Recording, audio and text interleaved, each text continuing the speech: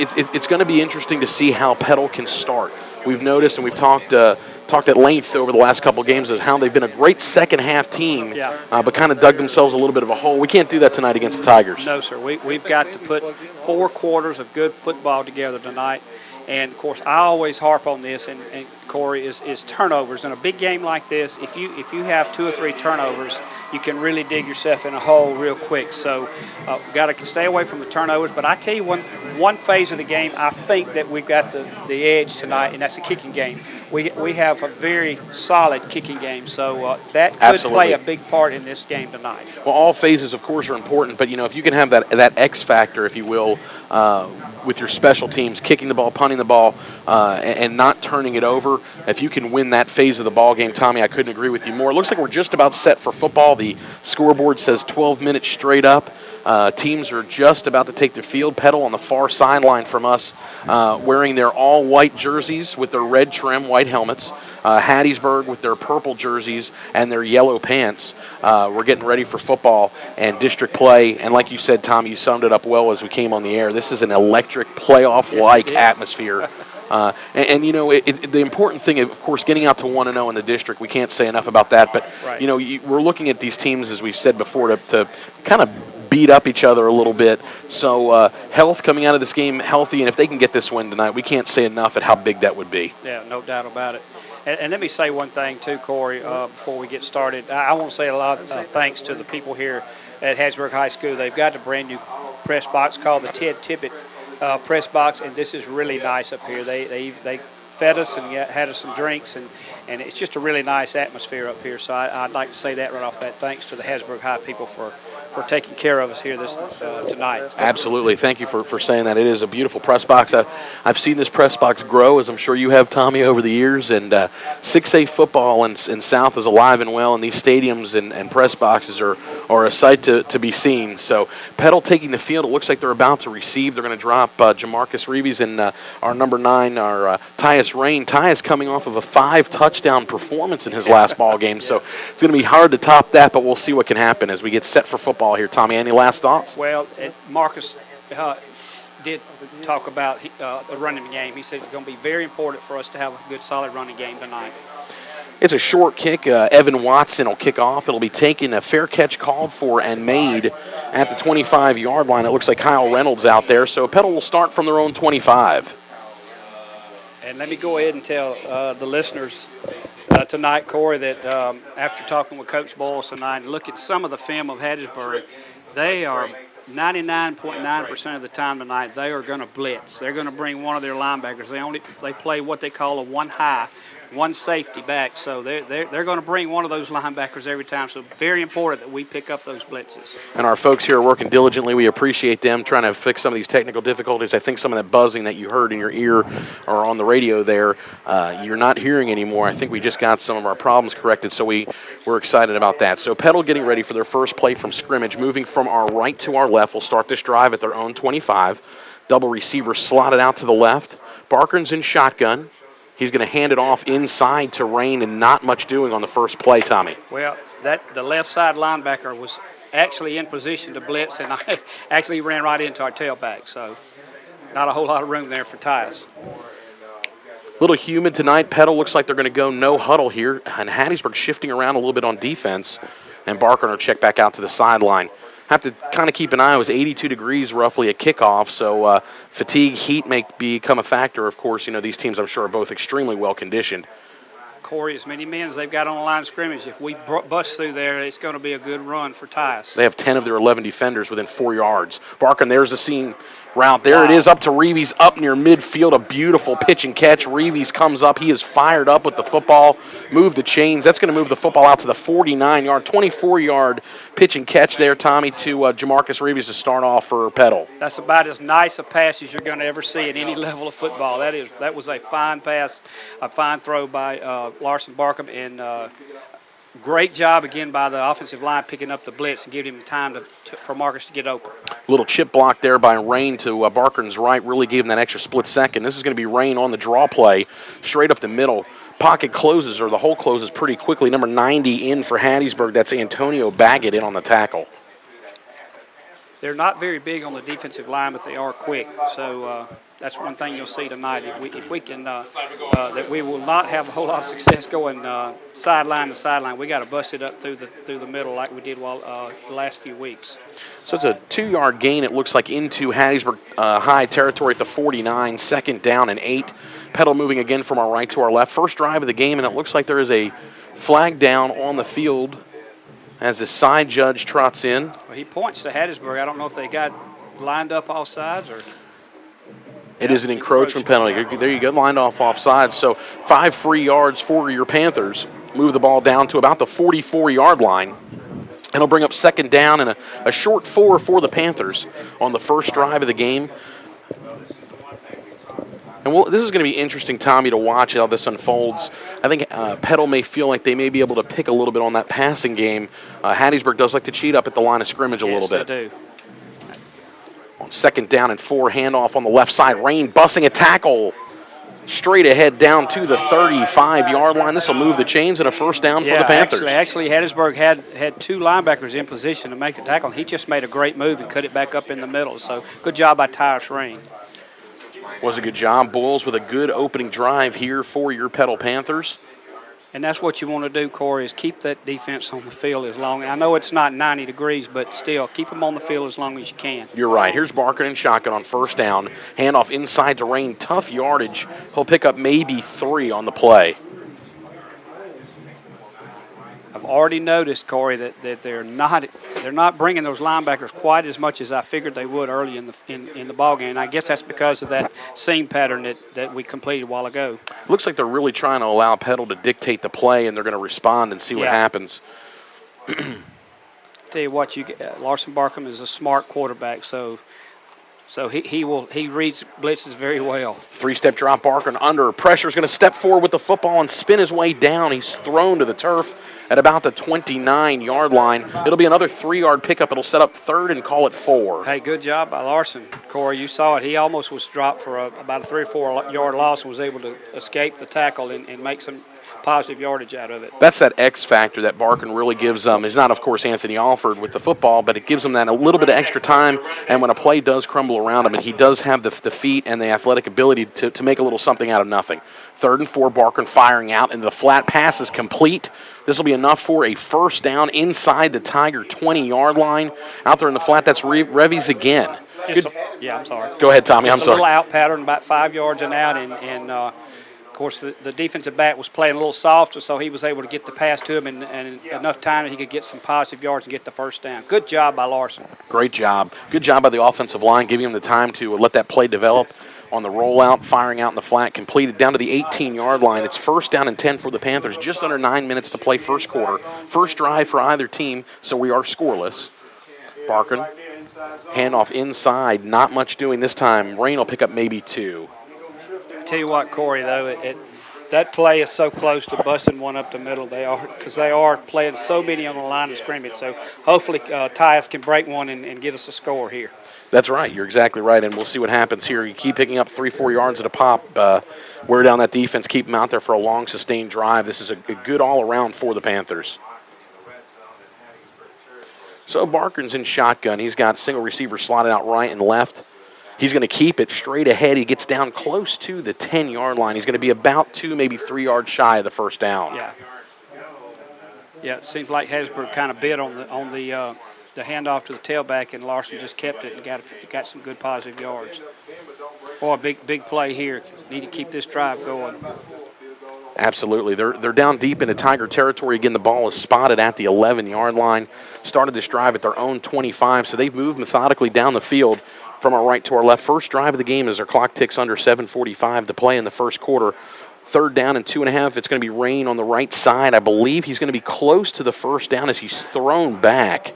Up front, good job of tackling, closing up the hole if there was one there. It just depends on the spot, and it's hard to see on that far sideline from where we're sitting, Tommy. We're at about the 35-yard line. Yards short, looks like. It is going to be 4th down, and it looks like Petal's going to bring in their strong package. Does that look right, Tommy, to you? That's right, power package. Big play early. Still the Wildcat, it's the Panther. The Panther, 4th down and 1 play. Rain straight ahead. He'll have the first down inside the 5 to move the chains. Mark that play down early in your in your recordings there. That's a big play on 4th and 1. Good job by Boyles to tell his team to go for it. Yes. Pick up 3, maybe 4 yards. It's going to be 1st and goal as the ball spotted at the 4. Good push by the offensive line, which allowed to get that first down. That right side of that line really did collapse down nicely to pick up those 3 yards. Power package from the 4 has worked out beautifully all season for the Panthers. Out of the eye, it's going to pick up maybe 2. It'll be 2nd down and goal. 6:45 already now left in the first quarter. So just what you draw up. If we can punch it in here, it'd be just what Coach Boyles wanted to do the first possession of the ball game, Corey. You're exactly right. They've taken almost half of this first quarter with this drive that's gone about 73 yards.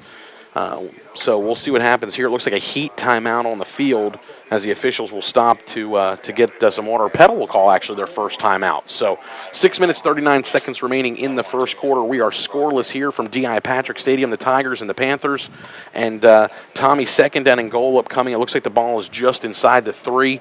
What do you expect from coming out of the timeout here? I really don't think they'll do anything different. They've got 2 more downs to try to get 2 yards. So I really think we'll keep punching it up the middle. But you never know. We may just play action, fake that thing, and throw a little pass in the corner of the end zone. So kind of catch them off guard. You never know about Coach Boyles what they're going to do. That's the fun thing about this offense is they have the talent and the weaponry to really do and dictate kind of whatever they want to do and whatever the defense will allow them to do. So a lot of options here down deep in Tiger territory. Again, we're coming out of the timeout, out of the break. 6:39 to play in the first quarter. We are scoreless. Petal looking to get off on the board first here.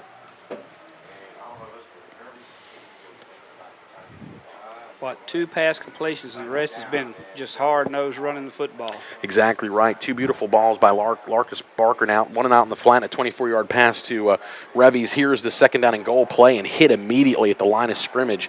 Tyus Rain kind of spun off of a tackle. He maybe picked up a half a yard. It looks like he's going to be down at about the 2, Tommy. Yeah. That was number 3, Tony Bridges, who comes slashing across from the right side corner position and I mean, put a pretty good lick on him when he was trying to get through the line of scrimmage. One of the senior captains for this Tiger defense. He's been playing for 3 years, starting for 3 years. So he's definitely a difference maker, a lot of speed and a heavy hitter, and he showed it there. He blew that play up at the line of scrimmage. Quarterback draw. Watch the draw. So let's see what Barkin can do as he's in shotgun double. Receiver slotted out to his left, single to his right. He's going to sprint out to the right side, looking to get the edge. There's a flag down. Barkin gets into the end zone, I believe. They did call touchdown, but it looks like this one's going to come back for a hold. And there it is. It is a hold on Petal. So instead of a touchdown, it'll back them up to the 12-yard line, and it'll set up 3rd down and goal from the 12, and that's a huge penalty. Yeah, that's a big penalty because we had the touchdown there. But I've seen this happen earlier in the year. I think it was against Wayne County when we did the same thing, came back and got threw a pass in the end zone to Jamarcus, so maybe that's probably what we're going to be looking at here. Some offenses, believe it or not, of course, you'd love to be, goal to go from right inside your own 5, but some offenses do like a little bit more room to work. They're going to have some room here, of course, as the ball's going to be backed up to the 12-yard line, 3rd down and goal. Let's see what they can come up with here, what Boyles can draw up, and let's see if the Panthers can get in the end zone. Well, penalties can really hurt you, but it looks like trips to the left, Tommy. Yes. And single coverage safety over top, but there's nobody split out to the right. Barkin, good job firing out in the flat. It's going to be over Revy's head, incomplete, and that's going to bring up 4th down and goal. Yeah, go ahead and take the 3 points here because you got such a strong leg there for your place kicker. Go ahead and get 3 and, don't come up empty here after taking up so much time off the clock. Right, so on 4th down and goal from the 12, 5 minutes, 47 seconds to play in the first quarter. Petal will march out their field goal kicker, Tristan Reynolds, and he'll line this up at the 20-yard line. So this will be a 30-yard field goal attempt for the Petal Panthers. And Hattiesburg is lined up to come after this one. Yeah, he's from the right hash here, so. Good snap, good hold. The kick is up. It's definitely long enough. Is it straight enough? No, Tommy, he pushed it a little bit to the right off that right hash mark. So Petal takes 6 minutes and 18 seconds off the clock. They march the ball 63 yards down the field and come away empty-handed. Yeah, you hate the penalty. Penalty cost you points there. You take the points off the board. But you know what? we've set the tone that we can move the football on them. So if we can get some stops on defense, I think we'll be okay in this football game, Corey, because we pretty much had our way all the way down the field on them. Yeah, they moved down the football field methodically, of course, again, taking more than 6 minutes off the game clock. So Hattiesburg takes over at their own 20, 5:42 to go. Oh, man. It's going to be a quarterback keeper straight up the middle. On the keeper, that's going to be a 21-yard pickup on the play. Jamal Hatton, the transfer out of Sylacauga, Alabama for the Tigers, 21 yards on the fake. Yeah, he's fast and quick. Actually, I got faked off that time. I thought he actually gave it to the tailback. And I think 9 of the defensive players for the Panthers thought the same thing as the tailback was hit in the backfield. Unfortunately, he didn't have the football. Hatton kept it on the quarterback keeper and picked up 21 yards. So from the 41-yard line, Hatton drops straight back. He's going to fire, and it's incomplete. A little bit of mix-up there by the Tigers. Ooh, that could have been devastating for them. Yes. It looked like they were looking for Tony Bridges out in the flat, and they also had another receiver out there, number 35, Aubrey Bourne. Kind of a little miscommunication on that play. It's going to bring up 2nd and 10. Well, when you got the speed that Tony Bridges has, you definitely want to try to get the ball in his hands as much as possible. So I don't know who we've got keying on him, but he's got to keep his eyes on him and try to keep him from getting the football. All right, Tommy, so is it safe to say after seeing Tigers run 2 offensive plays to try and keep the quarterback in the pocket tonight? There he is on the keeper. He's going to pick up 4, maybe 5, and it'll set the Tigers up in 3rd down. I'm sorry, Coach. You got third. We are actually sharing a box here tonight, Tommy, with some of the offensive coaches for the Hattiesburg High Tigers. So if you hear a little bit of interference or some play calling next to us, it's not us getting the signal calling of what's going to happen ahead of time to cheat or anything. That's the Hattiesburg, some of the Hattiesburg coaches on their headsets calling down to the sideline, getting some of the plays in. So big 3rd down here, boy. If you could stop them here and get the ball back. Ball spotted at the 45-yard line, moving from our left to our right. Hattiesburg's first drive of the game, 3rd and 6 on the keeper. Read beautifully that time by the Petal. Panthers spinning across the 45, in on the tackle. Number 11. Smith, and Slade Buckley with a great job as well, shutting that thing down. It's going to bring up 4th and about 4. Just caused all kind of havoc there when they tried to make when they made the give to the tailback. So good job, like you said, of the penetration by the defense. And Hattiesburg loves to run that delay trap draw, as I call it, where they kind of, the tailback and the quarterback keep the ball in their hands, kind of let the play unfold in front of them and see what they're going to do. Petal did a great job to stay at home and not get tricked that time. So here's the punt. It's a high kick coming down, fair catch called for and made on the play. It'll be Trevor Williams at his own 19-yard line. Tommy, we have 3:54 remaining in the first quarter. We are scoreless, both teams with 1 possession. What do you think so far? Well, I'm encouraged the fact that we were able to, after the 2 big running plays by the tailback, that we were able to halt that drive and get the ball back, because they're scary, Corey. You can see the speed they have, and so to be able to shut them down their first drive and not let them get any points is big for Petal. Absolutely. So Petal again moving from our right to our left, late stages of the first quarter, 3:54 to play. Timeout. Yeah, okay. Yeah, they didn't get to call it in there earlier when Hattiesburg had the football. So before we get started on this drive, they're going to call a heat timeout again. 3 minutes and 54 seconds to play in the first quarter. We are scoreless. Petal with the ball at their own 19-yard line.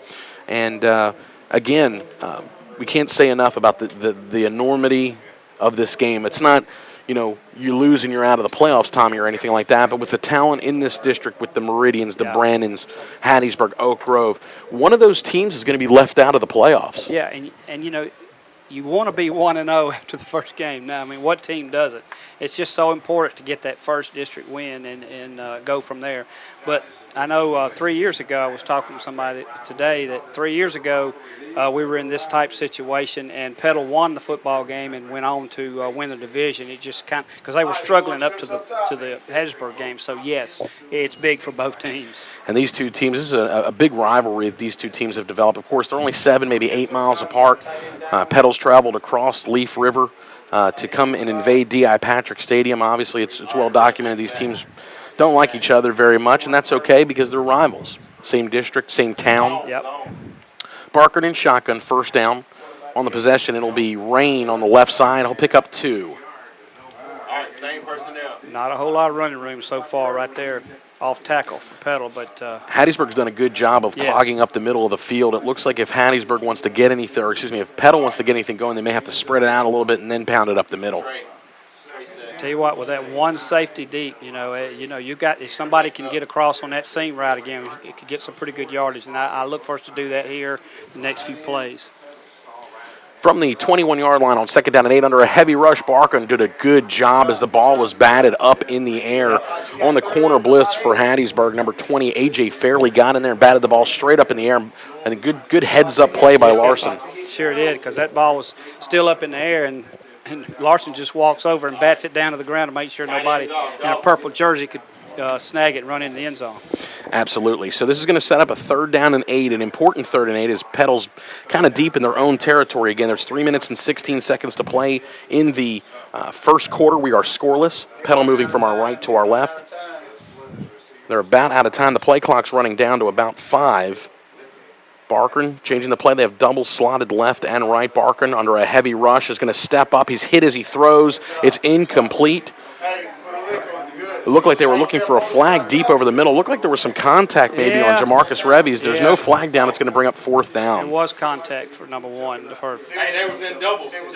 I'll tell you what, and that was also a good play by the Tigers as they brought pressure, and they had 4 defensive players around. Revies was the only deep receiver on the field for the Petal Panthers. So I don't know. It's on that sideline. it looks like there is a flag down on the far sideline in front of the Petal bench at about the 24-yard line. I think Coach Boyles is upset because there was contact with Jamarcus over the middle, and he didn't get the call. So it definitely looked like there might have been either illegal contact or some pass interference on Revies. Was not called, and this is a sideline warning going against Petal. So just a warning. Of course, you do that again, it is a penalty. But they're going to drop, your Panthers will drop Tristan Reynolds back inside his own 10, Tommy, to punt this one away. Yep. Field position right here. Need a good punt here. And Hattiesburg content to just drop back into coverage. Good punt here by Reynolds. It'll take a little bit of a Tiger bounce. It'll go out of bounds at about the 40-yard line. So that is a 39-yard punt. Not bad with no return. I really don't want to see Bridges with the football in open field. That's a good play call there. I think really we intended to kick that ball away from him. We did so. Rapid moving first quarter, already down to 3 minutes to play. Here we are scoreless. Hattiesburg with their second offensive possession. Moving from our left to our right will start this drive at their own 40. You talking about Fairley? So Petal set as they come out. Hattiesburg has not broken their huddle yet, and they do so with about 16 on the play clock. Be a good time here to cause a turnover, Corey. It's always a good time for a turnover, Tommy. I couldn't agree with you more. Quarterback in shotgun. He's going to pitch it off to the left-hand side and not a whole lot doing. They're trying to get the ball in the hands of Marquise Walker, one of those speedsters out on the edge for Hattiesburg. Not a whole lot doing. It looks like he picked up maybe 1 or 2. Good job by Slade Buckley. He created a bad situation there, so good job by Slade. It looks like as we've seen several defensive plays for Petal, Coach Boyles probably focused really on not being faked out, sitting back. He'd rather give up a 2, 3, 4-yard play than the big play. Yeah. So Petal looks content to do that. It's worked well so far after that first play. That netted 21 yards, of course, for Hattiesburg on their first play of the game from scrimmage. 2nd down and 9 from the 41. There's a flag down as whistle blows the play dead. It looks like it's going to be a false start penalty, I believe, against the Tigers. Illegal substitution. Okay, illegal substitution against the Tigers. Back them up 5 yards. And when you have the talent that the Tigers do, that's always a good thing to back them up a little bit. No doubt. So it's especially 2nd down. Makes it 2nd and 14 instead of 2nd and 9. That's great. That's a big penalty there. So it's 2nd down and 14 from the 36-yard line of the Tigers, moving from our left to our right. They're at their own 36, 2:52 remaining in the first quarter. Boy, this has been already a good football game. Just went not even through the first quarter yet. Both teams playing extremely well on defense. Chess match has started, and it looks like these teams are maybe a little bit tight. Not that they're playing poorly, a little tight. They don't want to make that mistake here. And let's see what happens here as they're going to change the play again. Are they calling a timeout on the field? It is a timeout on the field for the Hattiesburg Tigers. So We've slowed down a little bit. Petal got that opening drive, marched down the field, took all that time off the clock. It's only about 3 minutes of actual play time has come off since then, and Hattiesburg and Petal content to just huddle up for a moment. Yeah, I'm not sure what it's about, but Coach Boyles had called two of the officials over there and is having a little chat with them, and I'm not sure what that's about. But the way he doesn't like something he sees out there, so not sure what it is. Yeah, he's giving an earful right now to about his 20-yard line. So I'd love to be a fly on the wall down there and hear. Now you're talking about a coach of the Petal Panthers that you're not going to find a man that knows more about the game of football, Tommy. Every time I went this week to the touchdown club, and I came out of that meeting knowing why the man has won so many football games. 5-time state champion, Coach Marcus Boyles. So he's well respected in the community, doing a great job with these youngsters in Petal, and we're just honored to have him on our sideline. So it looks like the officials still not setting the ball ready for play, and it looks like Petal now is going to come out and call a timeout. What is all this about? I'm a little bit confused. Something they're concerned about. I don't know what it is. Some of these officials are concerned about it as well. They're huddling up at about the 35-yard line. Tommy, I'm looking around the stadium. I don't remember if I've seen so much red and so much purple in one stadium since maybe the old Viking 49er clashes. Yep. And if you look on the sideline to our left, where the scoreboard is here in Hattiesburg, there may be 3, 4, 5 people deep in the end zone. Yeah. This place is packed out. Yeah, that's what you like in high school football right here. The atmosphere you like. And we're set finally for football. 2nd down and 14. Handoff on the left side. Good job up front by the Panthers on the defensive play. In there on the tackle, Tommy, looked like number 29, Rashawn Smith again. Yep, Rashawn's. That's 2 good tackles for him already early in the football game. It's good to see number 75 out there, Hayden Lott, and number 89, Chris Knight. We've been missing them for the last few weeks. So it is good to get them back, and definitely adds another dimension, more depth to this defense, a little bit more of a grittier edge, good tacklers. And here they go, 3rd down and 12. Let's see if the Panthers can get off the field. You can't say enough about how big 3rd and long is for your defense. Pass down the seam, wide open receiver with the first down. A good read by the quarterback. Jesse Jackson was in coverage back there. He was still backpedaling a little bit.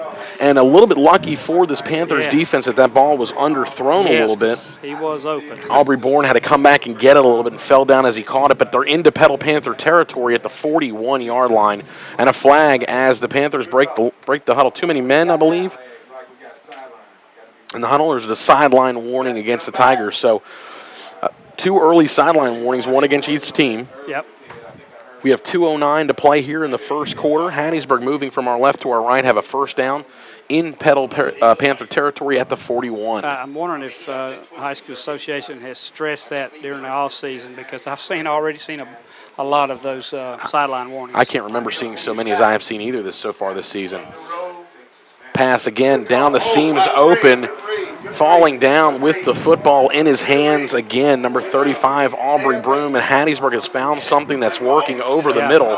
This time it's going to go for 14 yards on the seam route, down to the 27-yard line. So Hattiesburg moving the ball now from our left to our right. Yeah, they found a little seam there in the middle of the field, and just like a 3-step drop by the quarterback, so that's working good for him. Power set here for Hatton as he takes the snap and shotgun. The ball's loose. It's fumbled. It's picked up by the Petal Panthers at the 33-yard line. Chris Knight. Chris Knight, welcome back. Great to have you on our sideline for the Panthers. Recovering the fumble at the 31-yard line. And Tommy, that's the first turnover of the game goes for the Panthers. A little bit of a break there for the Tigers. Yes. He had a lot of green in front of him if he was able to pick that ball up without falling down. He did. In fact, the only one back for the Tigers was Hatton, and he was a little bit out of the play there to his left after the handoff. So first turnover of the game goes for the Panthers. Couldn't have come at a better time. 1:34 to play in the first quarter. Clock running. Panther football from the 31, moving from our right to our left.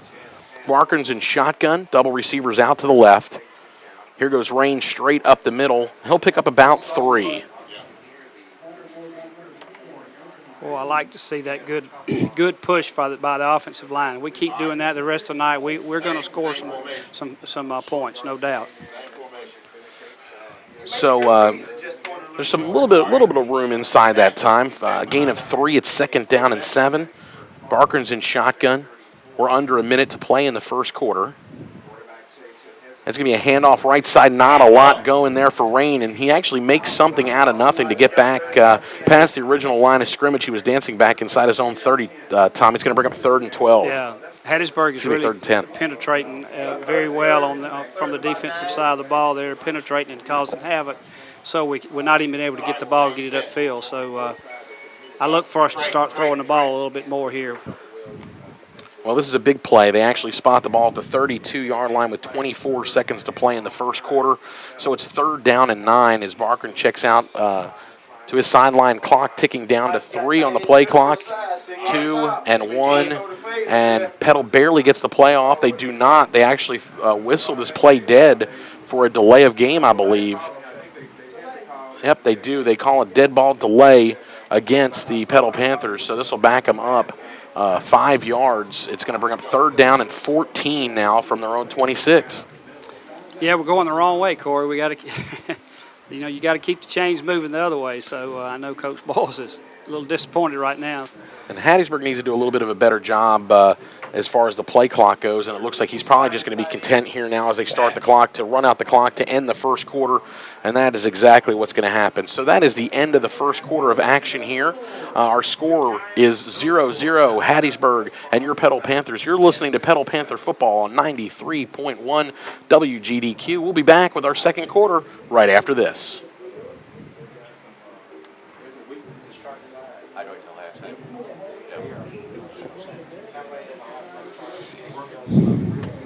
Hey, Barbara, I think they're only going to be about a minute. Barbara, I think they're only going to be about a minute. Hang on. I think they're only going to be about a minute. Yes. Hang on, Barbara, 1 second. At halftime, we're going to send it back to you at some point at halftime after the second quarter for a few minutes, and we're going to have to change out phones and call you back. We're having some issues with one of our phones. Do we have their adapter ready?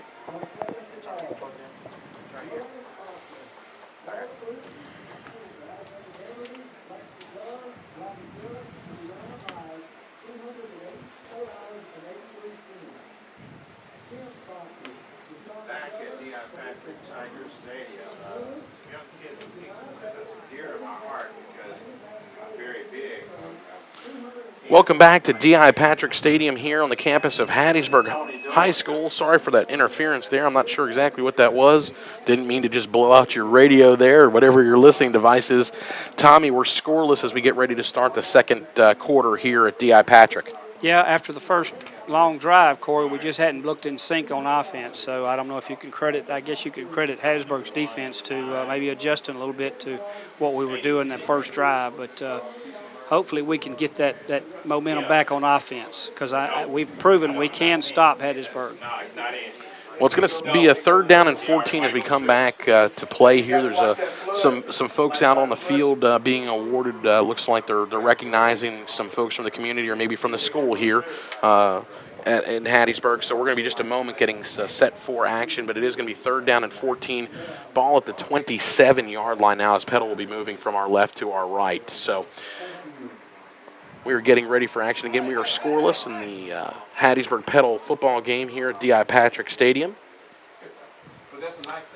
Tommy, a bunch of pink balloons just released here.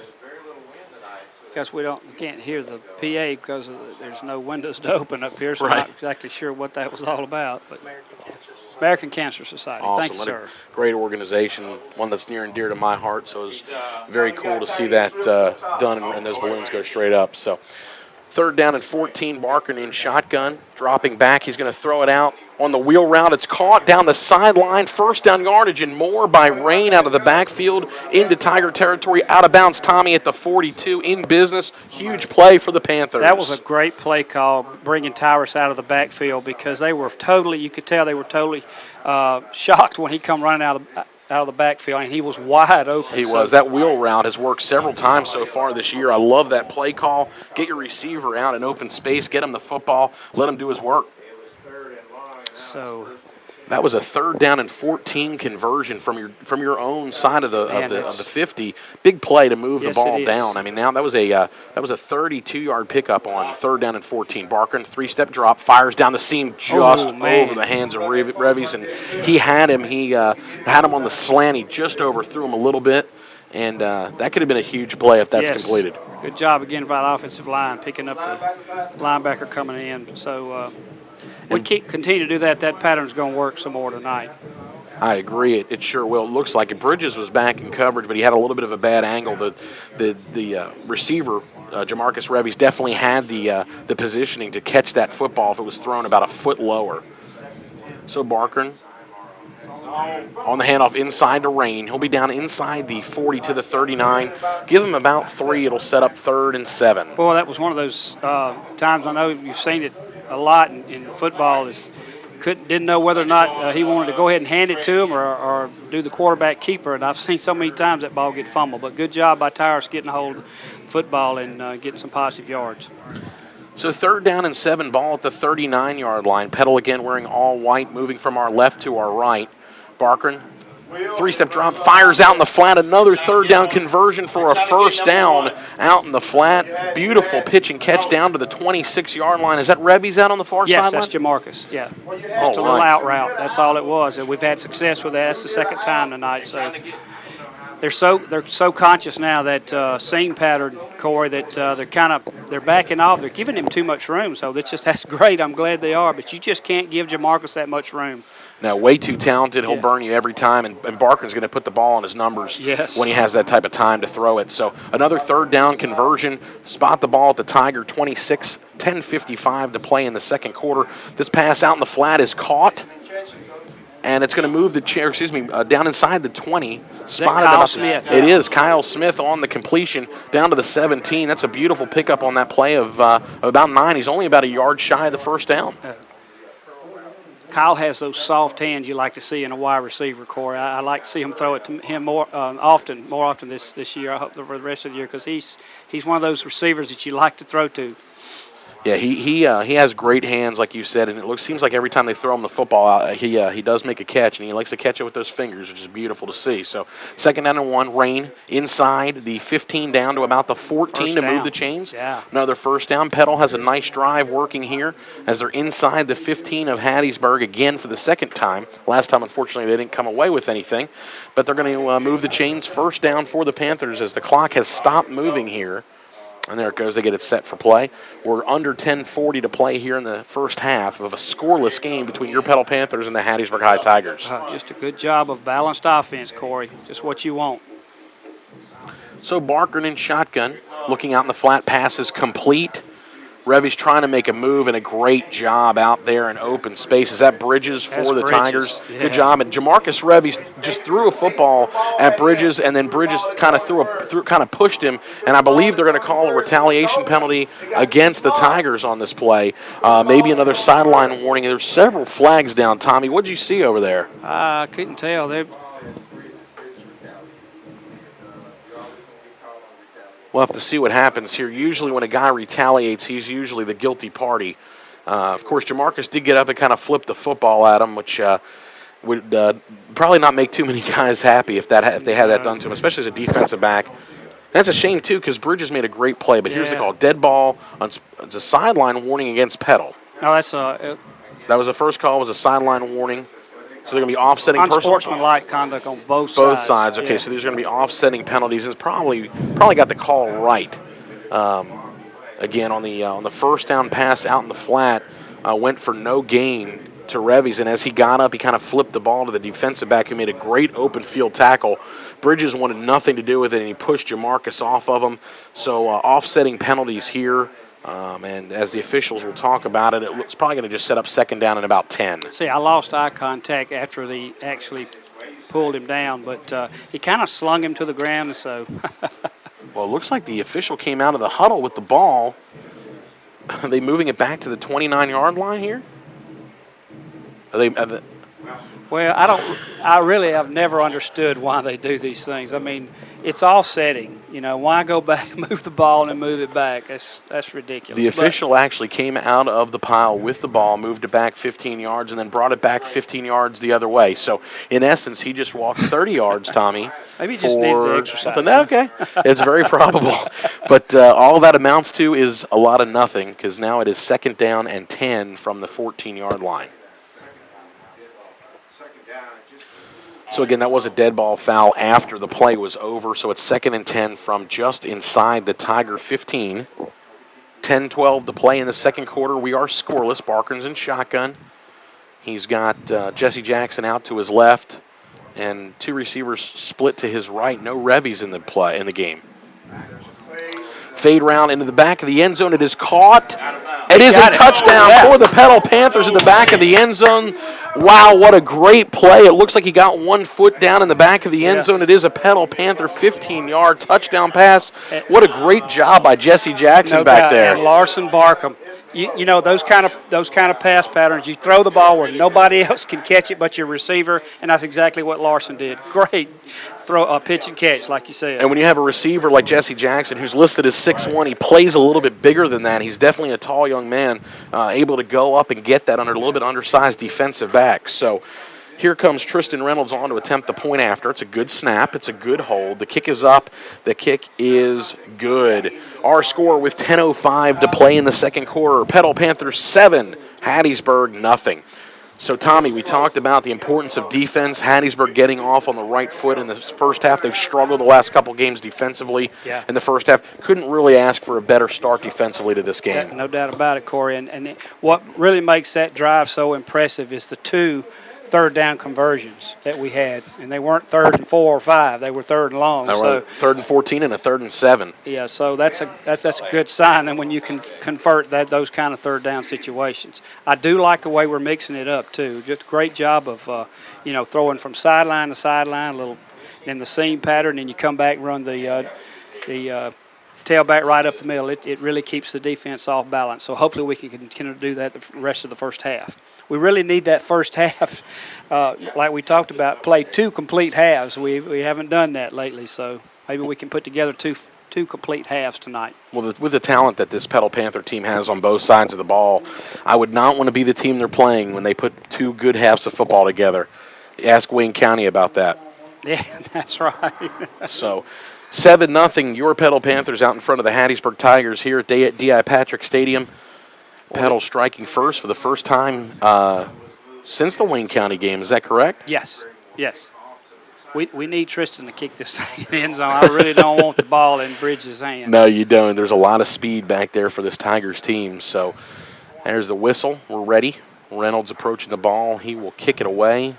And he did. Tommy, you got your wish, my man. Wow, almost hit the back of the – it was close to getting to the back of the end zone. About 6, maybe 7 yards deep. So the Hattiesburg Tigers will start this drive from their own 20 with 10:04 to play in the first half. Petal leading 7-0. I don't think people, Corey, really – I know people probably get tired of me saying this, but you really appreciate when you can kick that thing in the end zone because, like I've said week after week, they always have a speed guy back there, and it don't take but one little break and a good block here or two. 1 or 2 good blocks, and he's gone, So make them start from the 20. That's what we want to do. There you go. That should be their job, whether punting game or kickoff, whatever they're trying to do, make Hattiesburg have to go 80 yards for a score.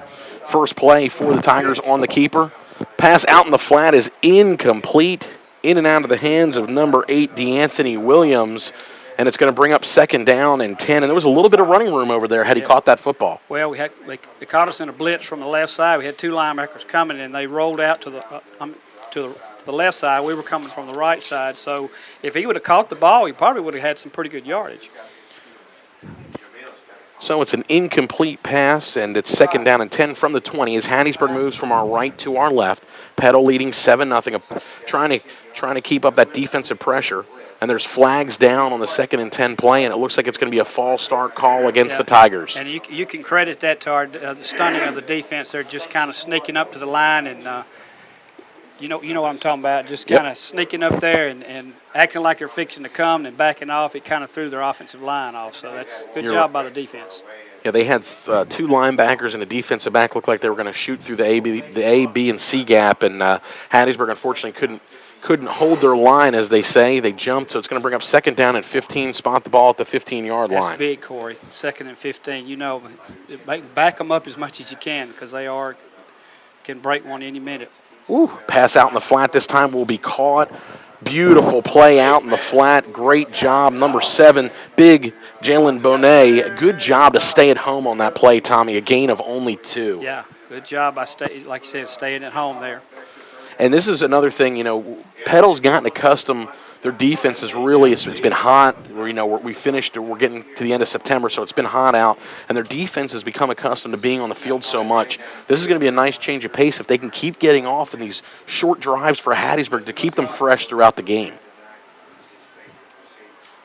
So Hatton in shotgun under a jailhouse blitz pass out in the flat, nearly intercepted. It was in and out of the hands, almost a gift turnover by Slade Buckley. Yes. I'll tell you what, Jamal Hatton was a little bit rattled that time. He threw it up, and Buckley looked up, and the ball was just in his hands, but it just fell through, and that was very close to a 2nd turnover, Tommy. The old saying, they brought everything but the kitchen sink that time, what Petal did. And, I mean, he had no time. He barely was able to get the ball off. So another 3 and out for this defense. Try and keep them fresh, keep that offense back on the field. And Hattiesburg is back set to punt from about their own 5. Field position here, Corey. Could be big unless he just booms one here. We're going to have good field position. Well, Williams is standing back for the Panthers. A high snap under a heavy rush. It's blocked. The Panthers get in there and they block the punt. It takes a big, huge bounce for the Tigers. It landed at about the 25-yard line, still rolling. Hattiesburg's going to get great field position at the 46, but what a great job to still get almost a 30-yard punt out. I don't know if I've ever seen a 29-yard net punt from a block. I hadn't either. Boy, they got the break with the way it was started rolling. Wow, what a great job done by the special teams all around in all facets of the game. There's 9 minutes to play right now in the 2nd quarter. Your Petal Panthers leading Hattiesburg 7-0 in good field position again. Is there a flag, Corey? A sideline warning against Petal. This is going to be a penalty. Is that correct? Are they going to call the penalty here? Yeah, they are going to mark off 5 yards. I'm sorry, I didn't mean to interrupt you. No, I didn't see it. I knew they were standing around. I didn't see a flag, but okay. We've gotten that out of the way. All right, so there's the 3rd sideline warning of the game, 2nd against the Petal Panthers in the first half. Really in 1 quarter and 3 minutes of action. So, like you said earlier, man, they love these sideline warnings. They don't want anybody on that white paint. So it's going to bring up 1st down and 10. So instead of starting the drive in Hattiesburg territory, at the 46, Petal will start from their own 49, moving from our left to our right. Handoff inside, Rain bouncing back outside. Great job of running the football. That's a gain of 15 yards, Tommy. It looked like nothing was there. Maybe things loosening up a little bit here. Yeah, and you're not seeing the blitz as much as I thought we were tonight. You just can't, when you got a quarterback as smart as Larson, you have to be careful in your timing of your blitzes. And Petal's doing a good job of picking them up and making them pay for it. Well, it's early on in the game, but it looks like Petal really starting to assert themselves on both sides of the ball in that line. Coach Boyles loves to talk. If you go into his office or ever meet with him, he'll talk to you all day about the importance of the line, offensive and defensive. Petal really, really asserting themselves. Right on cue, a blitz brought by the Hattiesburg Tigers. The slant route is complete. Down inside the 20 to Jesse Jackson at the 16-yard line, and it's a 1st down with a flag back at the 40. This is going to be an offensive penalty against Petal. Oh, man. There's the holding call, and never a good sign when a lot of your teammates are trotting down the field towards where the pass was completed and your quarterback is walking towards the other end zone. That was what gave that one away, that it was going to be a holding call. Well, that's 2 big holding penalties we've had tonight. So, but like I say, we've overcome these penalties, so maybe we can do that. But that makes it 1st and 25. Well, they've spotted the ball back at the 50-yard line. The play before started at the 37, so it's 1st down and 23. They need to get to the 27-yard line. That's a big penalty against the Petal Panthers. Instead of having the ball at the 16, they're actually back to the 50-yard line. Barker's going to check his sleeve. Double receivers split out to the left and the right. He's in shotgun. Drop pass is just over the hands of Jamarcus Rebbes again. He had him open that time at the 30-yard line and was just overthrown. That's twice tonight that he's had him open and overthrew him just a tad. I tell you what, Marcus went up and almost was able to pull that thing down, but his ball sailed. It's the second time that sailed on him. Sailed on him just a little bit. You could tell maybe he's throwing just a little harder than he normally does out of the break, but he's just trying to get the ball in there, and you'd rather have it, if you're going to overthrow it, make sure there's no defensive backs back there playing center field, so get away with that incompletion. Second down and 20, 30. Great job by the line inside. Great adjustment by Jamarcus to catch another high pass. He'll catch it down at the 41-yard line. It's a gain of 9 on the play, Tommy. It's going to set up third and about 14. Yeah. A little bit more manageable. Like I say, we've been in this position several times already the first half, so see if we can convert again, be big if we can. And boy, it would be so big if we can get at least 3 points on the board before halftime. Absolutely. Clock is running, Tommy. We're down to 7 minutes and 30 seconds to play in the second quarter. Who's got number 1 right here? It's 7-0 Petal from the 41-yard line on third down and 14. Pass is complete, down the flat. I apologize for that. Sorry for the interference here and some of the language in our booth. Pass is incomplete on the play. It's going to be incomplete. It'll bring up fourth down. Tommy, it looked like he had his receiver open that time. Not a whole lot he could do there, and unfortunately it's incomplete. It'll be fourth down. You can hear that. Right there in the middle of the field, he caught the football. You can hear it on the radio, the curse words, guys. Oh, I'm sorry. Yeah, it's bad. Fourth down and 14.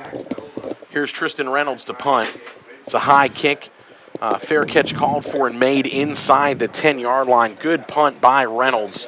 It'll be down at about the 9-yard line with 7:09 to play. Here it's going to be first down and 10 from the 9. And Tommy, they didn't get any points out of that. Unfortunately, that penalty really hurt. But special teams again, and it's going to make Hattiesburg, you pin them inside the 10, they're going to have to go the length of the field. Both those holding penalties were very big. Took 7 off the board in the first quarter, and this time kept us from, at least getting some good field position and getting 3 points off this drive. We apologize again for any interference or anything like that you're hearing here in the box. So on the quarterback keeper, Hatton rolling out to his left. It looked like there was nothing there, but he was able to pick up about 6 as he came around the end there. Good job by Hatton to hold on to the ball. It's going to bring up 2nd and 4. Yeah, that's Hatton right there. He's just a great athlete. I mean, and he's going to do that. You got to get him. You got a chance to pull him down. You got to get him because he is very talented. He's very quick and very fast. So from the 15-yard line, moving from our right to our left, there's 6 minutes and 38 seconds to play. Petal leading Hattiesburg 7-0. Hattiesburg looking to try and get back into the game. They're only down by 1 score, of course, but trying to get something positive moving. Hatton rolling out to his left under a heavy rush is going to be thrown down back inside the 15. They're going to throw a flag. He had his jersey. I don't know what they're calling. He had his jersey. I'm not sure either, Tommy. It did look like it. They are calling a personal foul for a face mask against the Panthers. Not really sure about that call. It looked like he had him definitely his jersey, maybe by the shoulder. He had his jersey and pulled him down. They call that's. I'm not sure about that one either. That's the same official that's called both holdings on us too. I'm sorry, I don't mean to get on the officials, but it's kind of obvious there when the same official calls the same flag. And that's huge. I mean, it's going to set up a 3rd down and 7. Now Hattiesburg has a first down out at their own 28. That's a blown call, and we'll have to, remember that one later on in the ball game. Petal looked like they were setting themselves up defensively to get off the field once again. So first down and 10 for the Hattiesburg Tigers from their own 28-yard line, moving from our right to our left. It's going to be a reverse run this time on the far side. There's nothing doing, dancing around, keep running backwards, and we love it. That's a beautiful play. Good job by this Petal defense to not give up on the play. Brandon Acker, Tommy, took the reverse, and there was some room there. Yeah. Just a little bit. He might not have got a whole lot, but he ended up going all the way back to about the 10-yard line. Yeah, I'm sure the coaches were hollering to go down, man. Don't go further back. We need to go the other way. Wow. But good job by the Panthers there. We just seem to be in position tonight every time they've run certain plays, and that reverse there, we had it read Big time. And with the speed that Petal has on defense, I know you want to obviously play downhill, as they say, and it can get very difficult sometimes to do that because of speed. Right. And when you have the speed that the Tigers have, Petal's really done a great job of staying at home. And we mentioned it earlier, if you're just tuning in, staying at home and creating that Hattiesburg to make that extra step, that extra play, and allowing the defensive backs to react just a little bit. And it only takes one time for Hatton or Bridges to get loose, and they're gone because they got that that great speed. So we've got to continue to put pressure on there in the backfield, and that's what we've done, and not let them get anything going. Well, it's going to be second down and 27 from. They're going to spot the ball back at the 11. So, Tommy, that play went as a loss of 17 on the play. Petal will take that all day long. Yes. If you're just tuning in again, there's 5 minutes and 42 seconds to play in the second quarter. Petal leading Hattiesburg 7-0. Petal taking the opening kickoff, driving all the way down the field and missing a chip shot field goal. But since then, back and forth, they converted Larson Barker on third down play, on a second down play from the 15 through a 15-yard touchdown pass in the back of the end zone to Jesse Jackson, and that's been the only score of the night. So Hattiesburg from their own 11 on second down and 28. Oh, the blitz again. There's the blitz. And a good job, as there's nothing really doing. I mean, when you're blitzing like that and you're only giving up 3 yards, 4 yards at a pop, you're doing something special on defense. So the ball's going to be spotted at just short of the 15-yard line. The line to gain for a first down is the 38, Tommy, so they're 23 yards shy. Well, I like the enthusiasm on that defense right now, Corey, jumping around, and just having a good time so far. Yep. Absolutely. So third down and 23 to play, or to gain rather, here for the first down as our clock hits 5 minutes to play in the second quarter. Hattiesburg moving from our right to our left as the Petal Panthers fans look like they're on their feet, encouraging this defense. They're coming after him again. Pass out in the flat, nearly intercepted. Ooh. Oh, man, it was up in the air. It was batted around, and Petal is just sitting back and feasting on this offense of Hattiesburg. The only thing positive on that last drive for the Tigers was the 15-yard personal foul call, which, again, we're not quite sure about. But, again, this is going to set up fourth down and 23. Well, yeah, unless he gets a good roll like he did a while ago, we should end up with good field position. But you know what, Corey? I'm not sure we're not coming after this punt because the snapper is really slow getting that ball back there. Yeah, he is a little bit slow getting it back there, and Petal looks like they're going to have 9 guys on the line coming after it. Trevor Williams standing again with his heels on his own 50. Petal nearly gets this one again. It's a line drive kick. Williams will pick it up at his own 40, backpedaling from the 40 across the 45 and drilled out of bounds at about the 46. So, Tommy, that's a pretty good job by this Hattiesburg Tiger special teams. Special teams, yes. And I think kind of what hurt that time was a bad angle. It was a good angle on the kick. Williams kind of took a bad angle and was backpedaling as he caught it, so all his momentum was going backwards. So there's 4 minutes and 38 seconds to play here in the second quarter. Petal leading 7-0 over Hattiesburg. They have the ball at their own 46. Only one timeout remaining, though, Tommy, for Petal, but plenty of time on the clock. Yes. We got just enough time to get down here and get a score and not even give them time for an opportunity to get the ball back. So from the 46-yard line, busted play. It looks like there was a Barker looking to his left.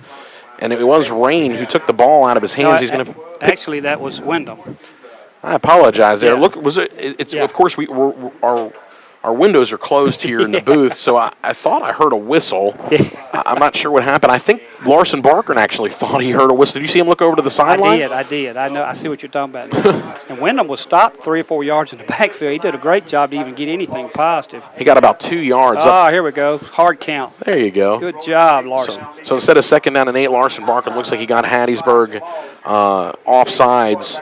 And he did, so it's going to bring up second down and only 3. This penalty will move the ball into Tiger territory and help out just a little bit. They're going to spot it at the 48-yard line, so it's going to bring up second down and about 3. Here's Barkin. This is going to be Wyndham again. He's going to spin inside the 40. Good job of running downhill by Wyndham to pick up about 7 yards and a first down. He's not a very big kid, but, boy, he runs hard, doesn't he? He does. He has one speed, and that's extremely fast. Yeah, well, I love Wyndham's tenacity. Every time he touches the ball, he gives it everything he has. You said he's only 5'7". He's a scat back. He's quick. He can hide behind that line, that big offensive line a little bit. And sometimes he's hard to pick up. So from the 39, pump fake. Barkern firing passes caught inside the 25. Revy's nearly broke free. And they're going to spot him down at about the 22-yard line on the little out route. Good job completed. Revy's signaling over to the Hattiesburg sideline. He's trying to get them fired up. Can I go ahead and say, Corey, I'm a big Southern Miss fan. I sure am glad this kid's coming to Southern Miss. That was not – I mean, Larson's having to put a lot of zip on the ball because to keep it from getting intercepted. So, and he's making some fantastic catches. Wyndham inside again. He's a fumble on the play, and it's a live football. And then another fumble. Great job by Larson Barkern to stick his nose in there. It's jumping around on that sideline. I don't know about a signal yet. It looks like the ball was still bouncing around. I think Petal was able to get back on the football. Well, Hattiesburg sideline is signaling that they have the ball. Petal not really celebrating much, but they are coming back out on the field, their offense. So it looks like It is Petal's football. So it's Petal's football as the ball, dead ball looked like it might have bounced out of bounds. So this is going to be a 1st down and 10 after all that. Instead of the ball at the 22, it was a turnover. Wow. 2 turnovers on the same play, one for each team. So spot the ball, Tommy, at the 32 of the Tigers. 3 minutes and 10 seconds to play. In the first half, it's 7-0. Petal leading Hattiesburg. Barkern under some pressure. He's going to pass it out in the flat, and it's caught down to the 23-yard line. That's Kyle Reynolds on the completion. Yeah, you got to have some zip on that ball when you're throwing that far across the field, and good job by Larson getting it there. And tell you what, we've got some good receivers.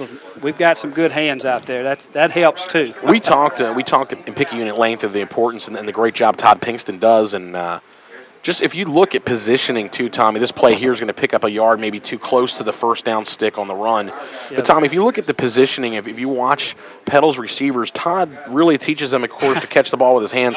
But they get themselves a lot of times in positions where they have to catch the football. The defensive back is caught in no man's land. Exactly.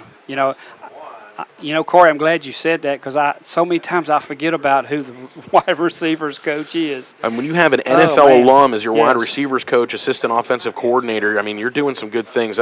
They've signaled this as 3rd down and short, but I think they're going to measure. Yeah, well, the far side official, where he was calling for the spot, it looked like a 1st down, so I don't know.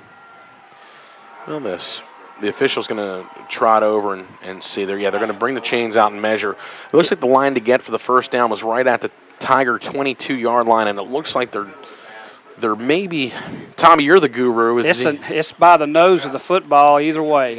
It's the way it looks from here. So, of course, Petal leading here with 2:18 to play in the second quarter, 7-0, moving from our left to our right. He's going to be just short, less than a foot short. So Petal, you better believe they're going to bring in that power, that strength package that they like to call it, set up to like a goal line package to go for it here on 3rd down and short. Well, it's 4-down territory anyway, wouldn't you think, Corey? I would think they have the leg for the 40-yard field goal, but with the way this game's going right now, I definitely think with 2:18 to go, I think if they come up short, I think they're looking at 2 downs to pick up a yard. So Barkern's actually going to go in shotgun. And it's going to be Rain straight ahead with the 1st down inside the 20 down to the 19. He needed about a foot. He got about 3, maybe 4 yards. Yeah, he got behind big number 60 there.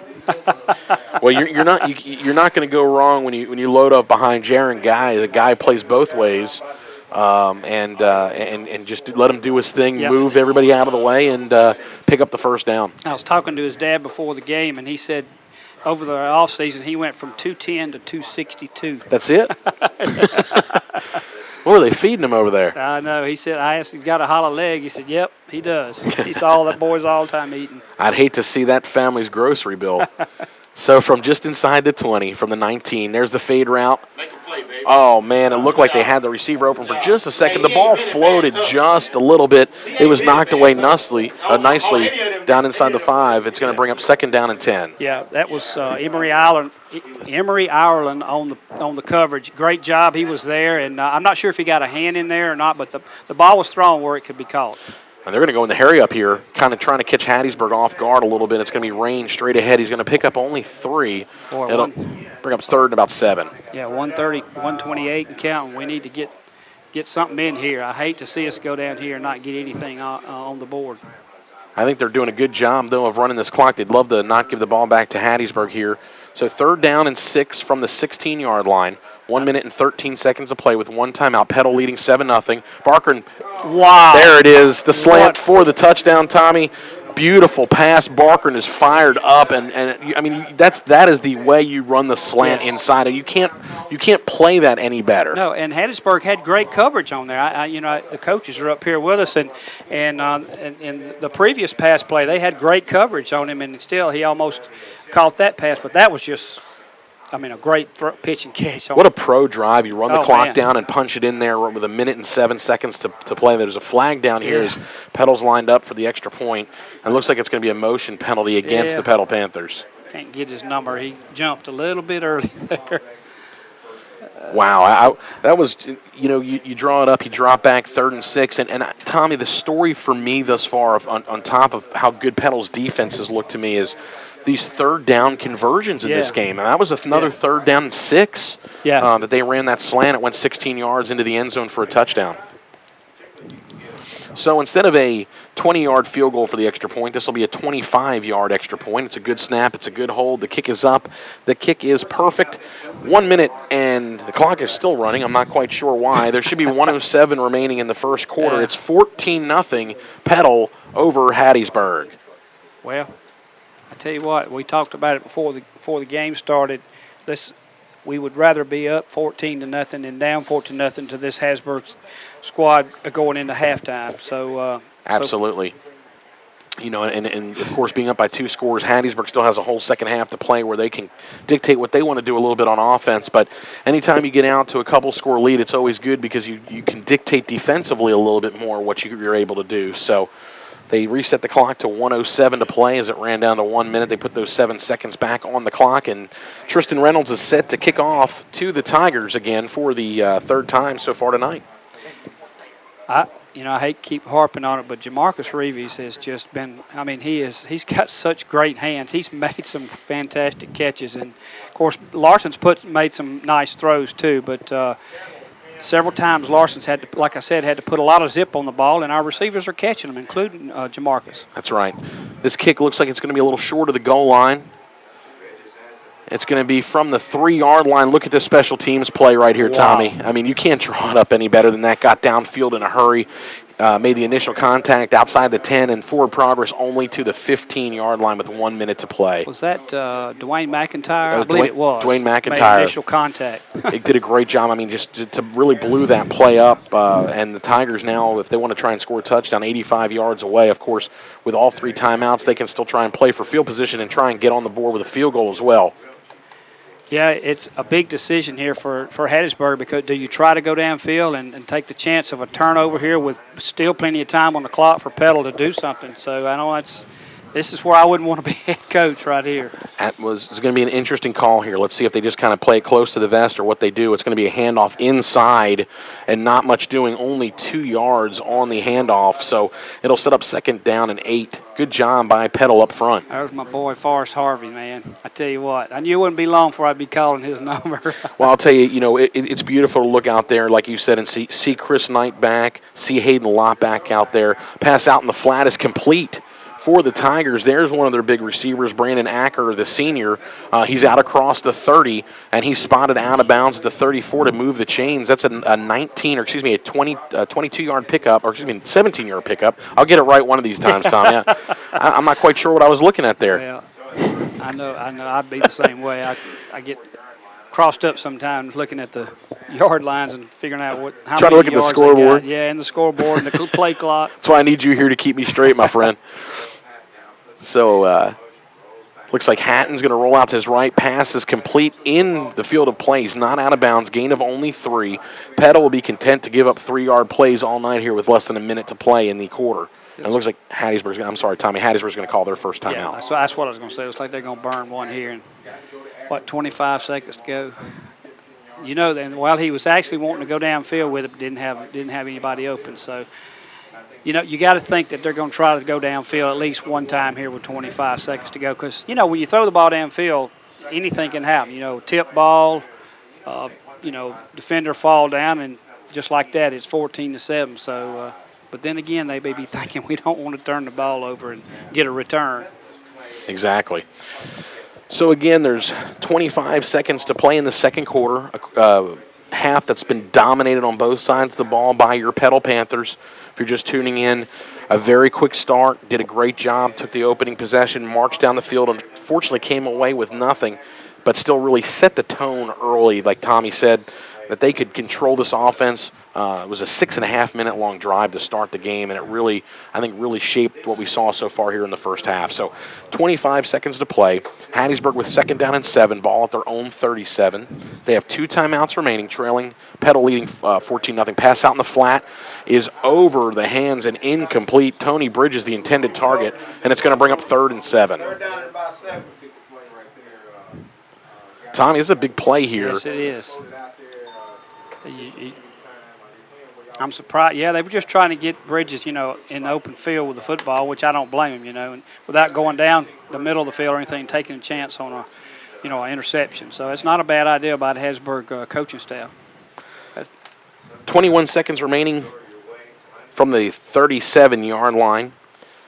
3rd down and 7, pass out in the flat, caught by Bridges, cutting back inside. He's going to fumble the football, and it's picked up by the Petal Panthers at the Hattiesburg 45-yard line. Another turnover, big play.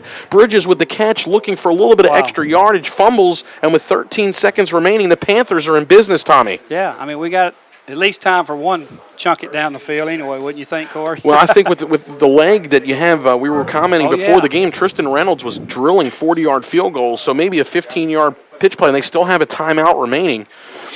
That was not what Hattiesburg was looking for here to go into the locker room. We were talking about possible turnovers, like you said, and there it was. So good job. This tenacious defense by Petal, just really hitting hard, going after the football. Totally different mentality on this defense than we saw in the first half last week. And it looks like Coach Boyles wants to talk about it here and burn their last time out. I'm gonna be coach right now. If it's me, I think as a head coach, I'll be saying just what you said.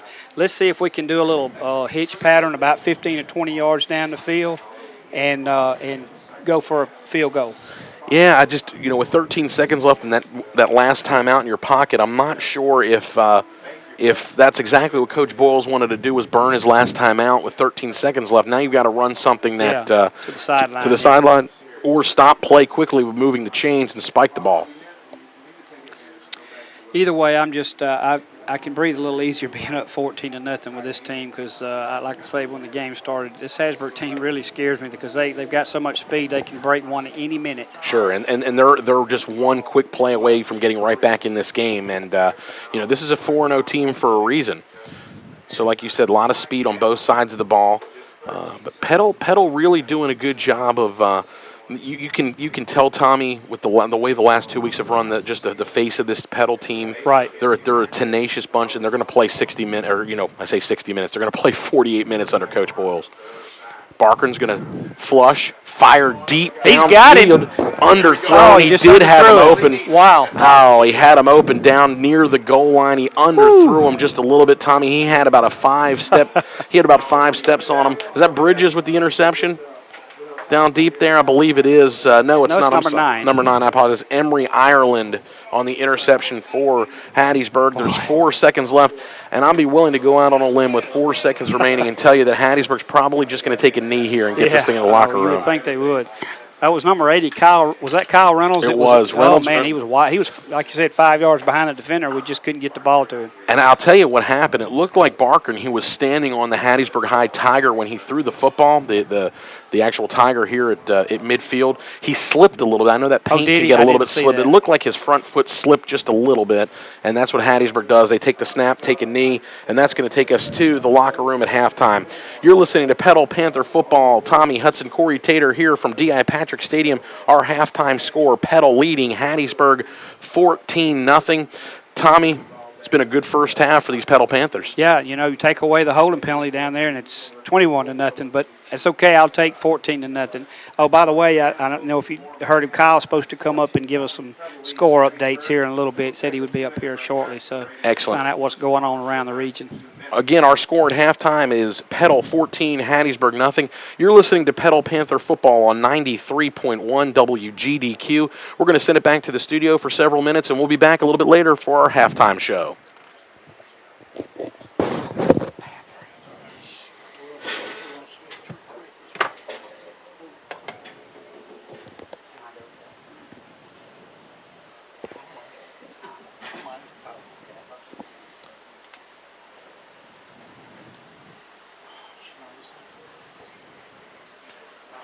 Hey, Barbara. Hey, Barbara, how you doing? Good. Both bands are going to perform, so we can go about 6 minutes, and then we'll come back. Yes, ma'am. Thanks, Barbara. Yeah, you're good. She's off. Well, hold on. Barbara, you still there? Hey, Barbara. Barbara, are you there? Barbara. They're playing commercials, so I guess we're okay. We're going to call back in. Yeah. Think she'll know the answer? They should know the answer. I'm trying to get her one more time. Hey, Barbara. Barbara, are you there? Barbara, can you hear me?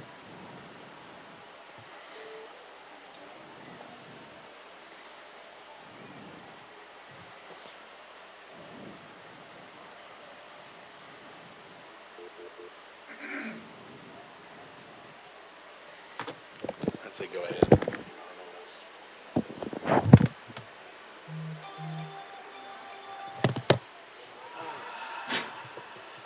Water next door? Yeah. We're out in there. I think, did you understand that as a question, or were you answering his question? We're back. He said, is there any water next door? Yeah, there is water in there. I don't know. I'll wander over there and grab some. They let us have some earlier. You didn't get this. It's weird like they were. Oh, by the way, he said to apologize. Sometimes they get rowdy. So I did the, oh yeah, no problem thing. Yeah, I'll go. But it was just like Lady Luck. Do you need water? Mine.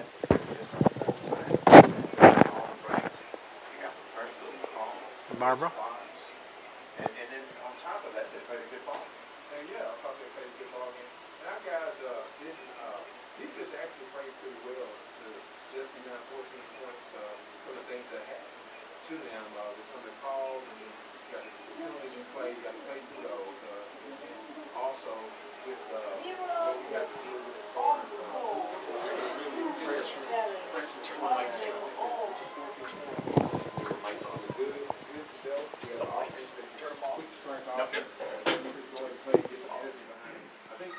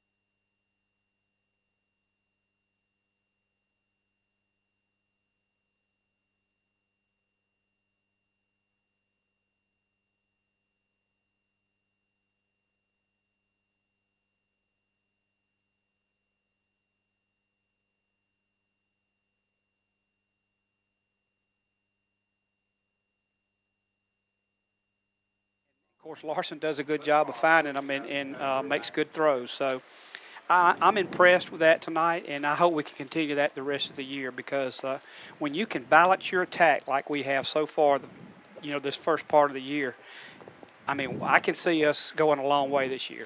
If Petal definitely has the talent on both sides of the ball, they have the grit, they have the tenacity, and they've shown a lot of what they're made of.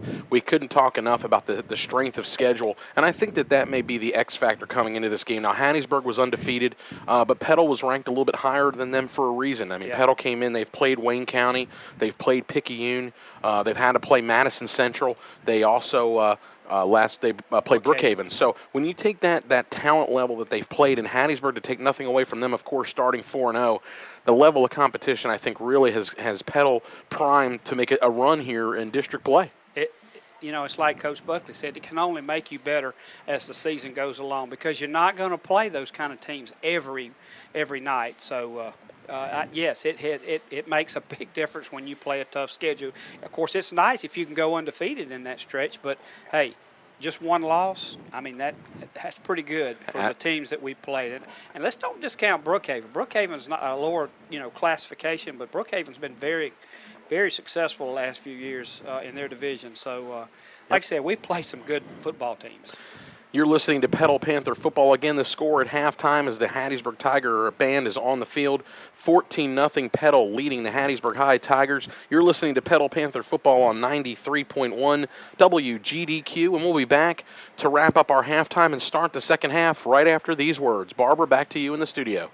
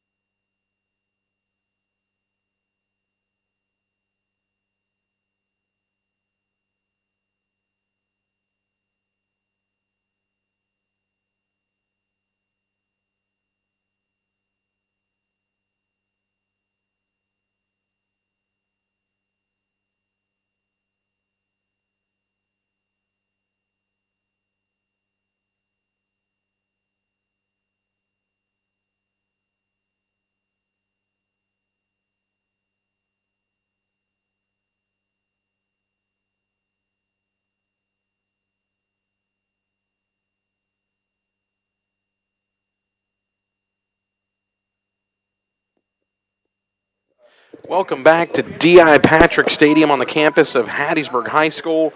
We have about 2 minutes and 45 seconds to play here in the in halftime. Left to play. We're in halftime. The band's playing. Yeah. We're getting ready for the third quarter again. I'm just so excited. Petal's leading 14-0. Got caught a little off guard there, didn't we? Yeah, we just got some score updates in from the region. I'm going to go ahead and read through those for you right now. I'll save the big one for last. Hopefully you're listening out there. Turn up your dial if you're listening because, of course, district play starting tonight all over Region 6 or Region 5, 6A. Halftime scores, Forest Hill trailing Oak Grove 3-0. Terry leading Brandon 14-13. Folks, here's your shocker. At the half, Natchez 34, Meridian 7. I just, Petal's had a lot of trouble with Natchez over the last few Wow. years, but that is a shocker. Something it had. I guarantee you, if you looked at the box score right now, the stats, I bet you that Meridian's got 3 or 4 turnovers because I just can't see them being stopped, held to 7 points, by Natchez. And it's funny, Tommy, as the score came up here and kind of emanated through the press box, I'm looking down at Hattiesburg's crew. Ted Tibbett, of course, who the press box is named after here at Hattiesburg, has done a great job of play-by-play here at Hattiesburg High for a long time, on the call with downtown John Brown here in Hattiesburg High. And they were laughing about the same thing right when we were talking about the score of 34-7, Meridian trailing at the half. So good things shaping up for Petal. I'm telling you. Anytime you can hold on, yeah. Anytime you can get help like that, and Oak Grove obviously in a dogfight with Forest Hill only leading 3-0. So Hattiesburg and Petal looks like they're both about to take the field here as we get ready to start the second half. Our score once again is 14-0, Petal leading as we get set to start the third quarter. Corey, some people may already know this, but just to give you a quick update on the standings coming in tonight, Hattiesburg was 4-0. Natchez was 3-1. Brandon was 4-0. Meridian was 4-0. Oak Grove was 4-0. Terry was 3-1, and Petal was 3-1. Wow! And of course, Forest Hill was 1-3. But I mean, that's a strong division right there. There's some good football being played in our division, but that's a shocker to me because of course now they're 3-1. I'm not sure who all Natchez has played. I haven't seen their schedule, but. Anyway, they're 3-1, and they could be 4-1 beat Meridian tonight. So you just never know, On any given night, I don't know how good Natchez is. I hadn't had a chance to look at like their returning starters or anything to see what their expectations were this year. But I had not heard any preseason talk before the season started of Natchez being in the hunt for this to get to the playoffs. But hey, I know Meridian has a good football team. There's no doubt about that. So to be ahead of them 34-7, they're doing something good. And like I say, if they hang on to that, they'll be 4-1 and sitting in pretty good shape. Well, surprising. They've added 3 minutes back on the clock. Let the kids come out here and stretch just a little bit. Warm evening. We're getting ready for action here to start the second half of play. Petal Panthers leading the Hattiesburg Tigers 14-0. The reaction, of course, going up as we've just been talking about that score for Meridian. Tommy, part of me is almost wondering if that's a misprint. Yeah, and that has happened before. We've gotten information on the scores, and it was flip-flop. But I think they're from where the source came from. I think it's accurate. I think it's pretty reliable, but it's just one of those things. So let's talk here. Looking forward to the second half. Petal's going to come out. Of course, they're going to play defensively to start. They're going to kick off to Hattiesburg. Very important drive for both sides to try and set the tone here for the second half. It's 14-0 Petal leading. What do we need to look for defensively to start this second half, Tommy? Well, I mean, if you're Petal and the defensive coordinator Jody Hawkins, I think you look for more pressure up the middle and try to, don't let Hattiesburg get in any kind of rhythm in the second half. And so I look for more of the same. And starting with the first drive here, of course, Hattiesburg does get the ball first, but you want to set the tone for the game. And if Petal does come out and gets a stop right off the bat, it could be good for us the rest of the night. So let's just hope we can do that, and Lord, let's stay away from the turnovers tonight because that could turn the game around quick too. Absolutely, it could, and it's going to be interesting to see how the Panthers come out in the second half. Coach Danny Nowell for the Hattiesburg Tigers, a good, well-known, well-recognized coach, long-time coach. And, the good thing is when you're standing on the sideline for the Petal Panthers and you find yourself in a tight space, I don't know if I'd want to go into battle towards the end of a game with anybody other than Coach Bowles. So yeah. It's always such a nice X factor, ace in the hole, whatever you want to call it, Tommy. He's just, this is a gentleman who's won 5 state championships, can't talk enough about how wonderful he is on and off the field. And he's such a great adjustment coach. The scary thing is, looking at this game objectively, as a fan, of course, we're looking at it from a Petal perspective. I don't know how much they need to change going into the second half. I don't either, Corey. Just keep the pressure going, and the penalties. I guess he would stress the penalties. because one of them did cost us 7 points. But, you're going to have some penalties during the football game. It's tough to play a whole game without, any penalties. So, but, I'm like you, Corey. I spent some time with him this week, and every time I get around Coach Boyles, it's just such a joy to be around and to talk to. And when he starts talking strategy of football, and, you can see that gleam in his eye, and he just loves the game, and even more importantly, he loves his kids, and they play hard for him. And you got to have that at any level. You want your kids to play hard for you, and I think that's one reason he's been successful over the years. So I'm like you. I'm a Marcus. I was a Coach Buckley fan too. I still am. But I think Petal did good in getting Marcus here, and so hard guy not to root for. Yeah. No matter who you are, where you are, you're not going to find a more admired and well respected and looked up to coach in the high school ranks, other than maybe the longtime coach Knight of South Panola. Right. But another thing, Corey, that's really, really big at any level, and we were able to keep our coaching staff. Majority of them stayed, and that's another thing. That's continuity. That it's at any level. It's so important. So that helped a lot too. And we talked about that a little bit at my first broadcast. I was able to do, fortunate enough to do with you, Tommy, the Picayune game, and I'm glad you brought that up again because we can't stress that the importance of that. And we're getting ready, Tommy, for the second half. You ready for some football? Let's do it. Panther football. Second half we're set and.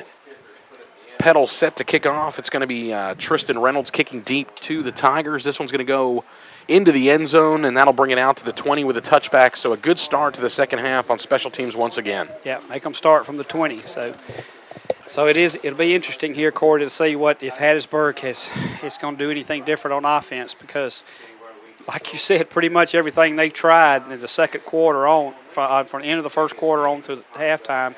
Petal adjusted to and made we just wouldn't giving them anything. So hopefully we continue to do that. So it's 14-0 Petal as we start the second half. We're going to run through one more time our sponsors for radio and internet. We appreciate them just quickly.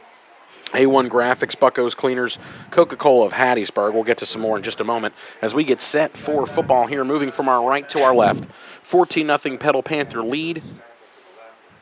Quarterback Jamal Hatton pass out in the flat is complete down the sideline. Pretty good yardage, bumped out of bounds at the 31-yard line is number 8, DeAnthony Williams. So a good start on an 11-yard out pass for the Hattiesburg Tigers. Well, that all was set up by great blocking out here on the left side by Hattiesburg High. They had two players out blocking really well after he caught the ball and allowed him to get down the sideline. And we apologize if you're listening out there. We know folks are listening as far away as Kentucky, maybe even further. So if we've had some sound issues on the internet or on the radio, we apologize, but we're happy and proud to bring you Petal Panther football here on 93.1 WGDQ. First down and 10 play from the 31-yard line, handoff inside, and a good tackle up front. There you go again for Chris Knight. Inside, it's a gain of 4. Again, some more sponsors, Tommy, if you don't mind. Corner Market, ELTM and Enbridge Company, Encore Rehabilitation, Fairley Construction, First Southern Bank, Forest County Board of Supervisors, Fox's Pizza, Grand Bank, Hattiesburg Oral Surgery as we get back to the action here on second down and 6 from the 35 on the keep. Hatton exploding through the line of scrimmage across the 40 to the 42. That's going to be a gain of about 7 to move the chains for a Tiger first down. And again, Jonah Myers and Jalen Bonet, good tackles that kept him from getting that thing to the outside and making a big run out of it. Well, I'll tell you what, from the 35-yard line, when he took off, Tommy, it looked like there was a whole lot of open field in front of him. Yeah. And he did pick up 7 yards and a first down, but it looked like it was going to go for a lot more than that. So first possession of the second half, Petal leading 14-0, moving from your right to your left. Hattiesburg with the football at their own 42. It will be the quarterback in shotgun for Hattiesburg. Hatton on the keeper, looking for the option. Good job again to stay at home, trying to wrap up the tackle. Hatton's going to get up to the 44, so a gain of only 2. So Hattiesburg ran a little bit of a trick play. They had that option pitch there, Tommy. It didn't quite work. Good job to stay at home and limit the gain to only 2 up to the 44.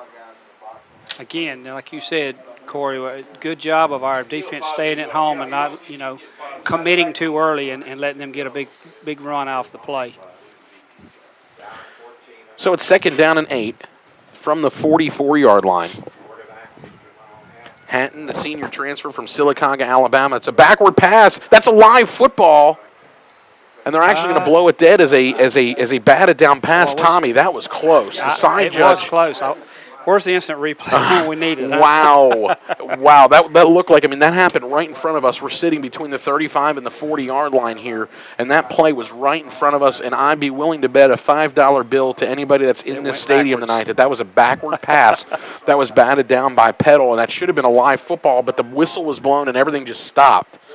So a little bit of a break for the Hattiesburg Tigers there on that play. It's 3rd down and 8, and that could have been just devastating for this Hattiesburg Tiger offense. Well, you want to stop them here. We definitely want to try to stop them on this first drive. Don't let them get anything going. Done a good job of getting off the field. Hatton's going to pass out in the flat. He's got a receiver open. It is complete inside the 40, inside the 35, and out of bounds. It's going to be a Hattiesburg Tiger first down, and they look like they're getting a little excited over here on the sideline, trying to get their crowd into the game. Well, that's something they hadn't been able to do in the first half, is get a big 3rd down play, and they did that time. So good job by number 22. I'm not sure what. Quaver Hammond for Hattiesburg kind of just drifted back on a straight little drop route, I guess you'd call it. He just kind of drifted out there, and Hatton put the ball right in his hands about 10 yards down the line of scrimmage for a first down.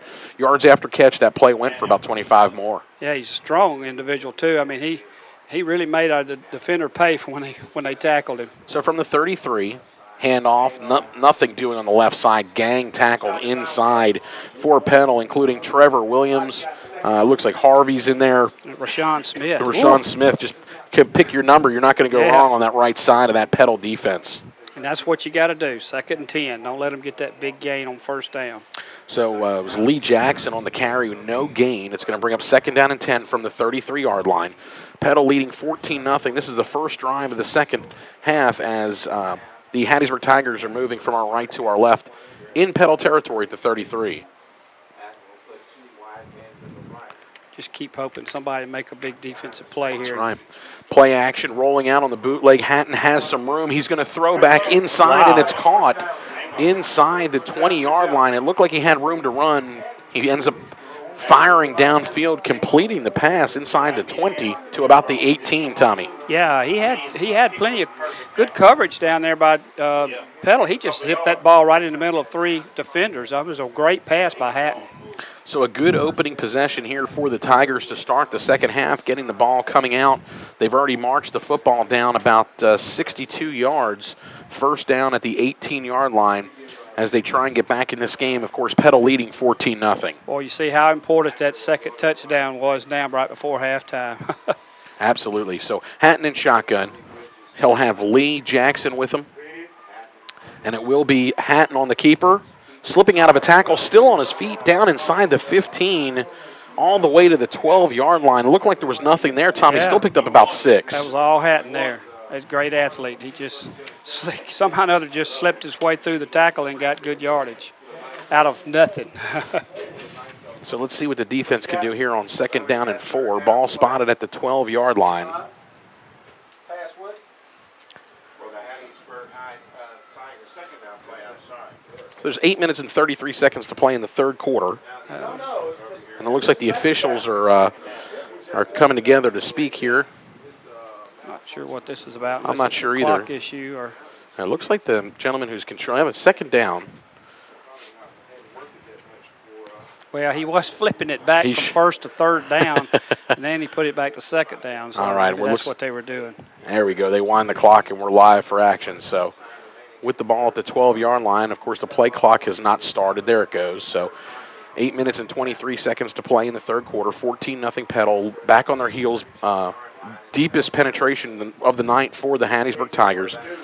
Hatton looks like he's got time. Dancing, good job downfield by Petal, firing back across his body, and it is incomplete. It looked like one of the Hattiesburg Tiger receivers were jumping up and down. It was kind of hard to see on that far side, nearly intercepted. Yeah, a lot of white jerseys where he threw the ball, but I couldn't see the ball once it got in the middle of all those white jerseys where they hit the ground. But Hattiesburg was was showing putting their arms up touchdown, but no, it hit the ground. It did hit the ground. It was bouncing around quite a bit. And, again, Hatton looked like he could have tucked it and run for some positive yardage on that play, but it's an incomplete pass. Dangerous, of course, to throw back against the grain like that against your body. So Yep, it's 3rd down and 4. Ball's at the 12-yard line. Big play for the Tigers on the keeper. He's going to keep it himself. Great move inside the 5. It looks like the ball's inside the 5. They're still fighting for the goal line and into the end zone. Now they're going to spot him down at the 2-yard line. There is no signal. As some of the coaches up here are getting upset, we'll have to wait and see what the call is. Wow, I'm not quite sure exactly what happened there. Just bouncing off of defensive players down inside the 5. This is going to be a 1st down for the Hattiesburg Tigers. They're going to spot the ball, Tommy, just inside the 3. Well, his forward momentum had been stopped, and the whistle blew, so that's what it was. But you got to give him credit. He didn't stop. He kept churning those legs and got it in the end zone. But like I say, the whistle had blown. His forward motion had stopped. Boy, he's taking this all on his own on this drive, hasn't he, Hatton? He is, and it looks like Hattiesburg is going to call a timeout here on this play, I believe. Hatton's called his own number several times, and it is going to be a timeout for the Hattiesburg Tigers. It'll be 1st down and goal. Ball is just inside the 3. Well, you know, we talked about it before it started. You did not want them to have a drive, you know, and that's exactly what they've done. So we got to, you know, of course, they hadn't gotten in the end zone yet, but we got to do a good job of, if they do score, getting our ball and do what we did in the first half and drive down, take time off the clock and put another score on the board. All right, ball from the 3-yard line. 1st and goal. Again, we apologize for the interference here on the air. From the 3-yard line, as we're getting set for action, Hattiesburg with momentum had to call timeout on the play, Tommy, and that's you know, you have momentum, you're moving down the field, and you have to call a timeout. I think the players kind of were a little upset, thinking that the play had gone into the end zone. The officials had blown the whistle, stopping forward progress. Yeah. Look at them. They were fresh now. All right, so from the 3-yard line, as we come out, they break the huddle. We're set. Hattiesburg just 3 yards away from cutting the score in half. So let's see what the play call is. Hatton's in shotgun. He's going to keep it, of course, himself off the right side. He's going to dive forward. It looked like there was a hole there. No signal yet. That's got to be a flag, man. And it looks like he's about a yard shy of the end zone. It's going to be 2nd down and goal from just inside the 1. I'm like you. The way he charged that hole, I thought he was going in. It looked like there was a lot of room. Yeah. Looked like there was a lot of room maybe towards his right as he cut around that end, and it looked like he cut back inside. And Todd Bridges limping off the field a little bit Tony Bridges limping off the field here for the Tigers. So it's going to be 2nd down and goal to go. Ball on the scoreboard says the 2-yard line. It looks like they're just inside the 2. Petal trying to play some stiff defense down here on the goal line. Power they set. Got their power package. They do have their power package. It's going to be Hatton again, straight ahead, looking for the goal line. Thrown backwards. He did not get in the end zone. Stopped at the 1-yard line, and the Petal defense is really fired up. Good job down low to stop Hatton. It looks like if you can hit him and really stop his forward progress, Tommy, that second effort, he might not have that drive. Yeah. I tell you what, tip your hat. Even if they score here, tip your hat to the defense from making them go 4 times. But great job on this goal line stand. It's going to set up 3rd down and goal. Ball spotted. They have it on the 2 on the clock here, but I believe it's about the 1-yard line. It's actually from where we are, Tommy, and we're a good almost 70 yards away, but it looks like he is inside the 1. And they're going to run that same package with the power to the right side of the line. And this is going to be quarterback keeper inside. He's going to dive into the end zone.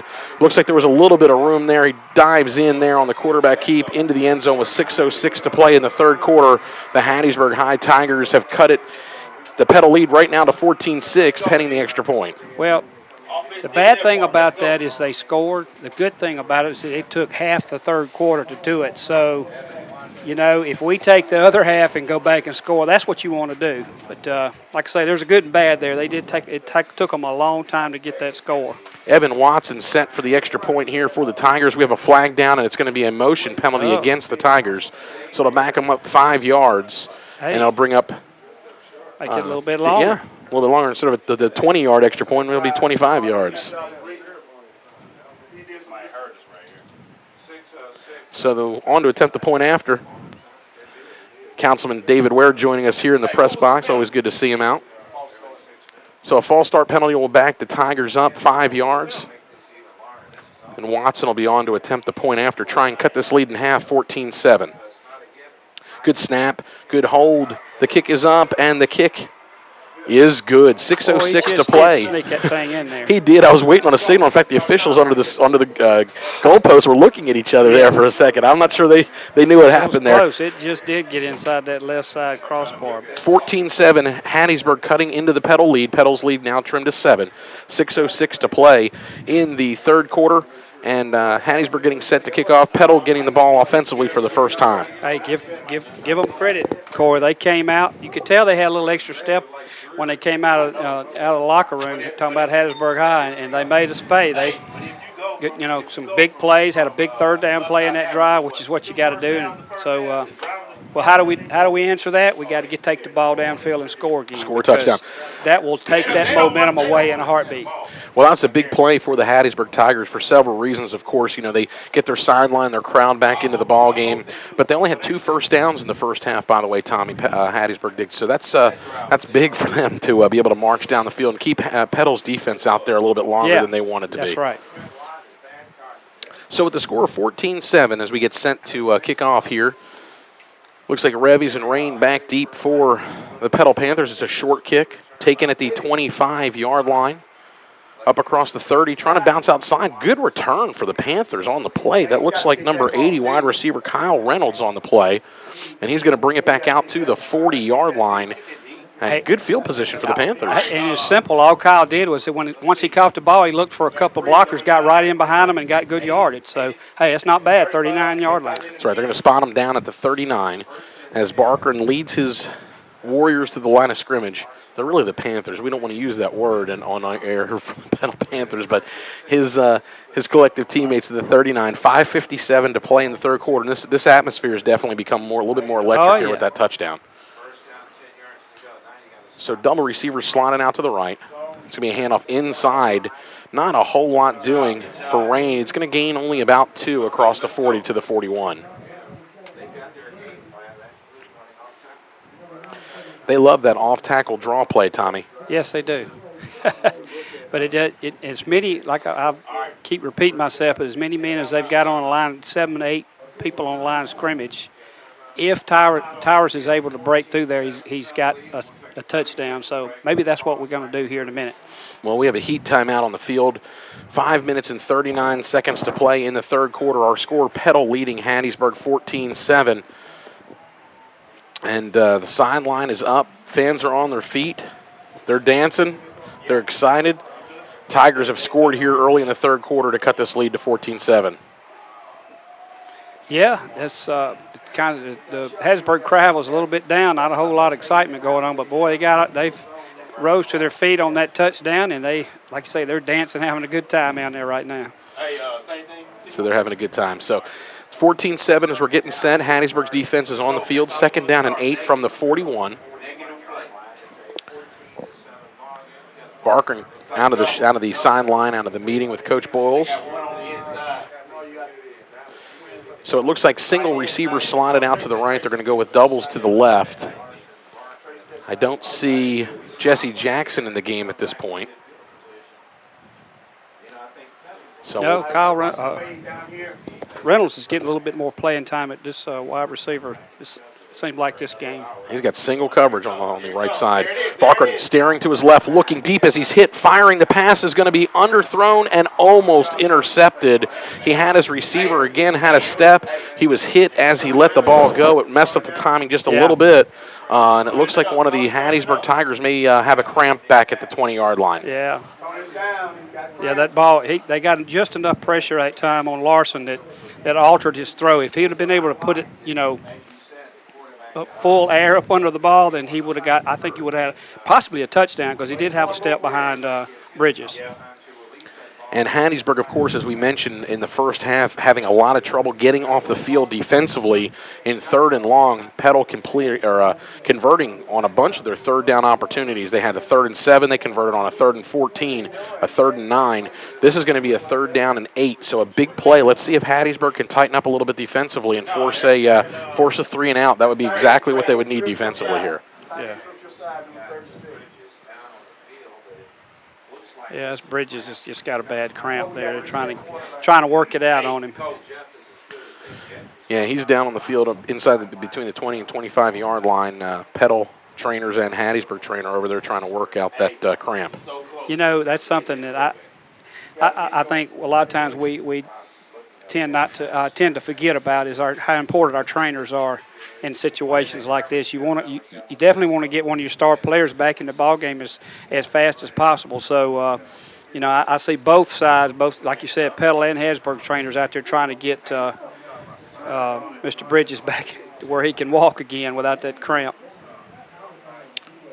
We're going to have to get us an update here in a minute on that Meridian score. I'm curious to see. We've got an update on the Oak Grove score in the third quarter. Oak Grove leading Forest Hill now 10-0.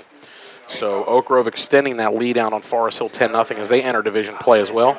And we're going to see that team from across town in 6 short days, Tommy. Yeah, I know it. Natchez 34, Meridian 14 in the third quarter. What is it? I'm sorry. 34-14, Natchez leading Meridian by 20 in the third quarter. Yeah. And that's a bad cramp. Bridges still struggling a little bit. Yeah, he's coming off the field. Hattiesburg training staff and looks like Dr. Rouse from Southern Bone and Joint is assisting in walking him off the field as well. Can't say enough about how great a job the orthopedist folks over at Southern Bone and Joint do. Of course, they're one of our sponsors. They do a fantastic job working with these kids at all the local area high schools. They really do. They really, I mean, not only they take extra care of our kids around this area, and that's important. All right, here we go. 3rd down and 8. Let's see if Petal's going to look to the side of the field that Mr. Bridges now vacated as he came off the field with that cramp injury. Barkran looking on the sideline, looking for his play. 10 on the play clock. Excuse me. Double receivers split out to the right. Boy, big 3rd down after they had all that momentum. 3rd down and 8. Barkran on the option. Nothing doing, and he's going to be dropped back, sacked at the 40-yard line. It'll be a 1-yard loss, but it is a 3-and-out for this Hattiesburg Tiger defense. And seems like maybe they're changing the momentum just a little bit.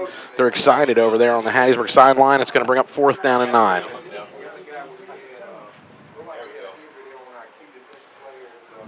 So Petal leading 14-7 will bring in Tristan Reynolds to punt the ball away. We talked about the importance of special teams, Tommy. It's magnified now by a little bit as he gets the punt away from the 30. It's a good kick. Looks like it's driving up. It's actually going to take a Panther bounce, or excuse me, a Tiger bounce. Tiger bounce, man. It looked like it was angled over there perfectly, and it landed at about the 30. And it looked like a 9-iron shot, kind of pulled back a little bit to the 34. So the Tigers with good field position, Tommy, at their own 34. Yes, what we did want to happen has happened. You know, they stopped us, because they had all that momentum on that last drive. So, and you got your defense back out there pretty quick. So we'll see. We'll just see how we respond here.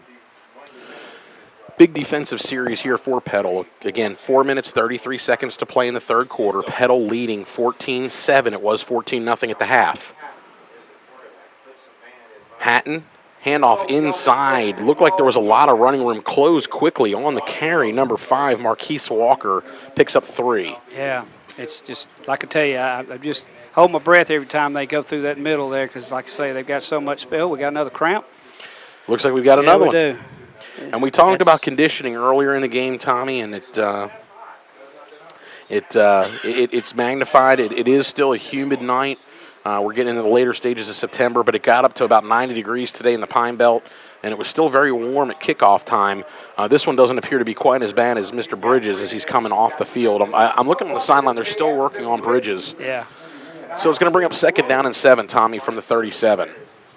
We need somebody to come up with a big defensive play here, turnover or something here to get that momentum away from them because you just feel it right now that they've got all the momentum going their way.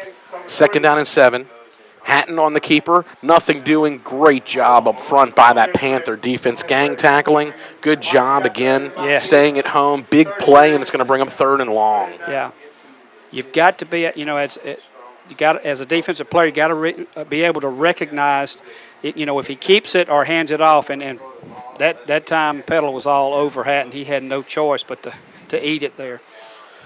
So a big defensive play. It's a loss of 2 in on the tackle. Forrest Harvey again. Rashawn Smith We've called their name and number quite a bit tonight, and it's going to bring up 3rd down and 9. I'm a little surprised we haven't brought that heavy pressure like we did at the end of the first half, and we may be fixing to do that now on 3rd down. Hattiesburg's got to hurry with 1 on the play clock. I think they barely got the play off under a heavy rush.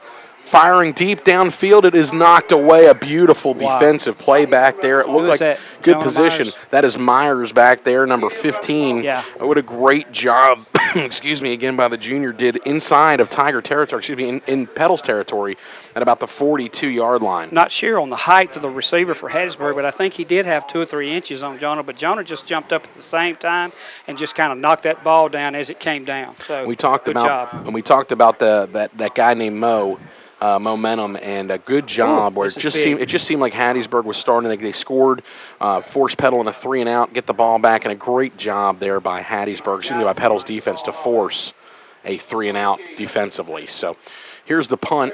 It's a beautiful kick. Wow, driving all the way back. He's going to field it at his own 8-yard line, avoiding a tackle across the 10, got a block. What a great job across the 20, still on his feet out to the 25-yard line. What a great job by Trevor Williams. Man, that didn't look good at first. He sure like to got tackled around the 3 or 4 yard line. But What good a job punt. by Trevor. Yeah, what a punt. You're right. He was set at about his own 25. It drove back. He actually fielded that one close to his own 5-yard line. And as he turned around, he had a Tiger right in his face. Yeah. So a great job by Petal to at least get some positive yardage out of it. And that's going to go as about an 18-yard return after the punt up to the 24. Yeah, I think Petal's going to go deep some more here because you got Corey, you got Bridges out of the game. I really think we're going to try to take advantage of that right now because Bridges was doing great one-on-one coverage. 2:51 to play in the third quarter. Petal leading 14-7. They had trips loaded to the right. Barker on the keeper. Back to his left side is going to spin across the 30, and they're going to spot him down at the 30, but it is a 6-yard scramble for Larson Barker. And you just what you want to dial up now is that long drive would probably take you into the fourth quarter and get that 2-touchdown cushion again. That would be perfect for Petal if they could do that. So 2nd down and 4, ball spotted at the 30-yard line. Barker's in shotgun again, trips to the right. Single receiver slotted out to the left. It's going to be a handoff inside and nothing much doing there. Gain of only a yard, it looks like, on the play. And that was Rain with nothing much doing there, Tom. It's going to bring up 3rd and 3. They pretty much shut him down from busting that thing up through the middle there. So, well, he had 5 touchdowns last week, Yeah. 2 touchdowns for Petal tonight, both through the air, Barker and touchdown passes. So they've done a good job, Hattiesburg, taking that run away from Rain. And I believe big number 3 is still out of the game. Is he out there now?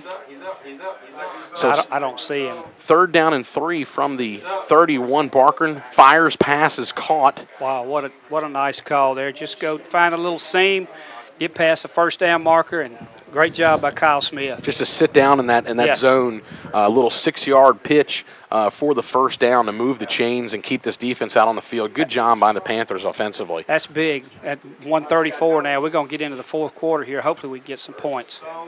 First down handoff inside and thrown backwards. Tyrus Rain, nothing doing there. This is going to be a 1-yard loss on the play. Thrown backwards. Good job up front by the Tigers defensively. Yeah, he hit a brick wall, didn't he, Corey? There's Anthony Keys and some other gentlemen in there on that play. And, yeah, he just looked like he hit a wall and then bounced off that wall. So it's 2nd down and 11 as we're ticking down to about a minute to play in the third quarter. 14-7, your Petal Panthers leading Hattiesburg. Barkran, low snap, firing. It's short. It's incomplete. Pass was intended for Jesse Jackson, and Barkran is hit, and there's a flag down, Tommy, back at the 30. They are going to get a personal. Holding. Wow. Who was holding? I'm a little bit confused on that play also. There's no offensive players back there for the Petal Panthers. I'm not quite sure how that's holding, but that's about the 3rd play penalty that this official's called against Petal. And Tommy, I'm going to get on your side. I don't see how that's a penalty. There was not a. That's what you call a D.I. Patrick call right there. That is an unbelievable holding call. Yeah. I'm not quite sure exactly what happened, but there's no offensive player back there except the quarterback. There was no player there to hold. I don't know where he's coming from. So, very interesting play call here. That it was roughing the passer. It sure I thought looked that's like what it. we were getting. Interesting play call there. Oh, well. That's all right. Well, Oh, well. You just play through it. That's all you do, man. that's all you just can play do. Through it. I'm curious to know who the penalty's on, but of course in high school football they're not going to call a number for you. So anyway, this is a huge penalty that's dropped them all the way back to the 20. So this is going to be 2nd down and 27. Barkern in shotgun. Low snap again. Barkern looking, firing. He's hit again. He's got his receiver open. Oh, man. Oh, and he pulled up with a cramp. Oh, sure man. did. He was wide open. Barkern got drilled as he threw that football, hit high and low, and that did not look good down. It looked like the receiver on the far side, Tommy, I couldn't tell. That's not Jamarcus, is it? No, I don't think it's Jamarcus. No, there's Jamarcus back in there. It may be it's Jones. I didn't see who that was out there, but it looked like he pulled up lame, and he had a step, and right before the ball got there, he just pulled up. That is, let's see here who that is for Petal. It's hard to see over there. Is this Trevor Williams? Is that number 8? It's number 9. That's Tyus Ryan. Oh, it is. Goodness. They ran a wheel route on the opposite side that they ran the last time that they ran that same play, and it looked like he pulled up lame. Ooh, thoughts and prayers are with him. I hope he's okay. I hope it's just a cramp and not a hamstring. Yeah, boy. That didn't look good, but it didn't. He had a step, and that play was going to go to the house if he stays on his feet. But again, another big wicked hit on Barkern, and it's an incomplete pass. So 3rd down and 27. Barkern back to throw, firing. This time it's incomplete, and a late flag comes in. This time for a personal foul. They're going to call it. The pass is incomplete. Well, it looked like it was overthrown a little bit, but it is going to be a 15-yard personal foul call against the defense. Well, that may be a makeup call. I believe so. So that's going to be an automatic 1st down on the play there, Tommy. Did he actually hit him high, or I couldn't see? It was hard to see across there. It is, you're on the opposite Tell you sideline. what, that's a big call because they had stopped us and had the momentum going in their way defensively. So that's a big call for a very good break for Petal. Well, like you had mentioned, that may have been one of those calls, a makeup call to go back to offset the other penalty. So let's see. It's 3rd down. That's not a dead ball penalty. That penalty happened at the end of the play. I'm not quite sure what they're calling here. Wait now. How? That should be an automatic 1st down. It's a personal foul. Hey, he's still got to be smarter than that. Tommy, I'm not quite sure what's happened Maybe here. That's what it is. Well, we're not. They're saying it's 4th down and 13. They spotted the 15 yards off. I thought. But no, now the side official is going to come in here and throw a flag for delay of game. I'd like to get a ruling on that. I'm a little bit confused here as to how that's not a 50. There's been no objection from the Petal coaches, so I don't guess. I thought it was an automatic 1st down with a personal foul. Well, I know it is at the college and the NFL level. We'll have to check the rule book here in high school football, MHSAA, but it is a 4th down and it's a 5-yard delay of game penalty. So it backs it up from the 35 to the 30. So on 4th down and 17, there's a punt that's blocked. Hattiesburg can pick it up and run with the football. They have it at the 35, so a great special teams play. Spot the ball down inside the 30 at the 25. Hattiesburg blocks the punt, and this sideline erupts as they block the punt. They only rushed one, Tommy, and he was able to get through. Yeah, big number, Jamal Posey. I'm not sure how big he is, but he's a pretty big fella. Nobody blocked him, and he just got through there and got a hold of the punt. So. Wow, so Petal looks like they were sleeping a little bit on that last series there. The delay of game followed up with a block punt, and Hattiesburg's in business. They spot the ball actually live at the 26-yard line. Big break for Hattiesburg. Ball's at the 28-yard line. The 26-yard line with 28 seconds to play in the 3rd quarter. Handoff right side. Inside the 25 and down close to the 22-yard line on the carry is Marquise Walker, and that may do it for the 1st quarter. You mean the 3rd? 3rd quarter. Yeah, sorry. Let's don't go back to the 1st quarter, please. I saw the 1st down. The clock stopped there, Tommy. I'm just a little confused here at how the clock operator was working. It stopped for about 8 seconds after that play. It wasn't like they had to reset it for a 1st down, so a little shocked there. But with 4 on the play clock, it looks like Hattiesburg's going to be able to get one last play off here to end the third quarter, and they do, down to the 20-yard line, about 3 yards shy of the first down. So that's the end of the third quarter. Your score after 3, Petal Panthers 14, Hattiesburg 7. Hattiesburg driving. What a great ball game here as we start district play. You're listening to Petal Panther football on 93.1 WGDQ. We'll be back with the fourth quarter right after this. Man, that was big. Real big. Yes, sir. Yeah. Hey, Cole. Hey, Barbara. They falling apart. I haven't seen number one make a play. I don't even think he's in the game. Yes. And they lost their running back. Ma'am? Yeah. That didn't look I can't hear you. I'm sorry. right there. Like he blew something up. We are? Oh, we didn't know that.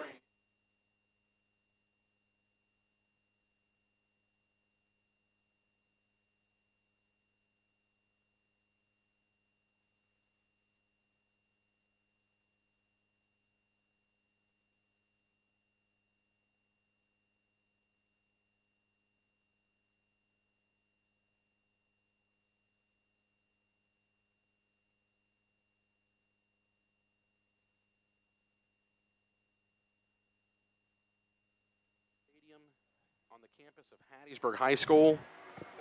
It's third down play coming up, Tommy, as we start the fourth quarter. Petal leading Hattiesburg 14-7. Ball's at the 20. It's going to be third down and 4. And can you say huge play? Yeah, no doubt about it. You got to keep them out of the end zone here. So it seems like momentum has shifted a little bit towards the Tigers. It was 14-0 Petal. To start the third quarter, Hattiesburg was able to score once. They just blocked a punt late in the third quarter here. And as we start the fourth quarter, it's third down and 4. And it's going to be the quarterback keeper. He's going to cut back inside to the 15-yard line, a gain of 5 and a first down. Yep. So Hatton doing a good job on the option keeper. First down for the Tigers at the 15. Yes, Hatton has just kind of, he seemed like he's had an extra step this second half. Determination to move this offense. We apologize if it's loud here. We're sharing a booth with some of the coaches from Hattiesburg, so they're getting excited here as they should as they're getting back in this game, and we're just trying to allow you to hear our call. So we apologize again for the loud commotion here in the booth. First down and 10 from the 15-yard line. Hatton handoff left side with some running room. Gain of about 4, maybe 5 on the carry. Big 41, that's Ronald Brown for the Tigers. It's going to be about a five-yard pickup, Tommy. Oh, Yeah, I mean, good blocking on the left side by Hattiesburg. Just hang on to it. And who's that? Aubrey Bourne, number 35, Aubrey Bourne, a senior. Got in behind his blockers and got good yardage that time. We're not penetrating on defense like we did earlier in the game. So Hattiesburg is definitely on a roll right now. They are from the 10-yard line, second down and 5. Hatton. Pass out in the flat is caught. There is a flag down in the backfield as the play is blown dead. I was wondering how long it was going to take him to throw the flag because he moved. He did. He moved, and then about 5 seconds later he threw the flag. Illegal shift against the offense. It's a 5-yard penalty. It's going to bring it back. It's going to be second down and 10 from the 15-yard line. So that's a good break there for the Petal Panthers. Let's go, I agree with Bo, man. So from the 15, Hattiesburg trying to dial up something as the play clock sets for action. Jamal Hatton trots towards his sideline to check the play. Petal could use a huge stop right now or a turnover. A little quiet on that Panther sideline right now, Tommy. I'm just a little surprised that we hadn't brought the pressure like we did at the end of the first half because that seemed to. Right there. Second down and 10 pass is complete into the end zone. That's a touchdown for the Hattiesburg Tigers. Sorry if you can't hear me here on the air.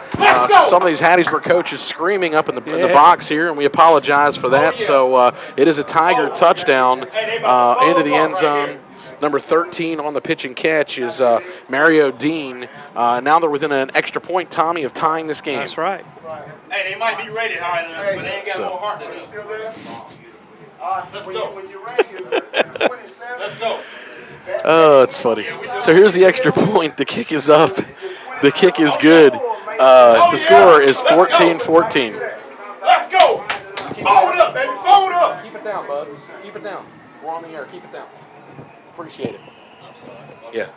14-14, 10 minutes and 53 seconds to play here in the fourth quarter. We're tied up 14 apiece. We apologize again for loud. We're just trying to tell some of the Hattiesburg coaches they can keep it down a little bit. We apologize. We can't be heard here up in the box. So our score is 14-14. Hattiesburg back in it. They've tied the game. They've scored 2 consecutive touchdowns, Tommy. And just like that, got the momentum. They have. The momentum's all on their side right now. We got to take it back. Speaking of momentum, Meridian has cut the Natchez lead to 40-34. That's what I was. So you knew that was coming soon after they were trailing so big at halftime, 34-7. They've cut that one back. It's a 6-point game now. So 10 minutes and 53 seconds to play in the fourth quarter. We're tied at 14. Petal set to get the ball back and looking, Tommy, to try and assert themselves offensively. Yep.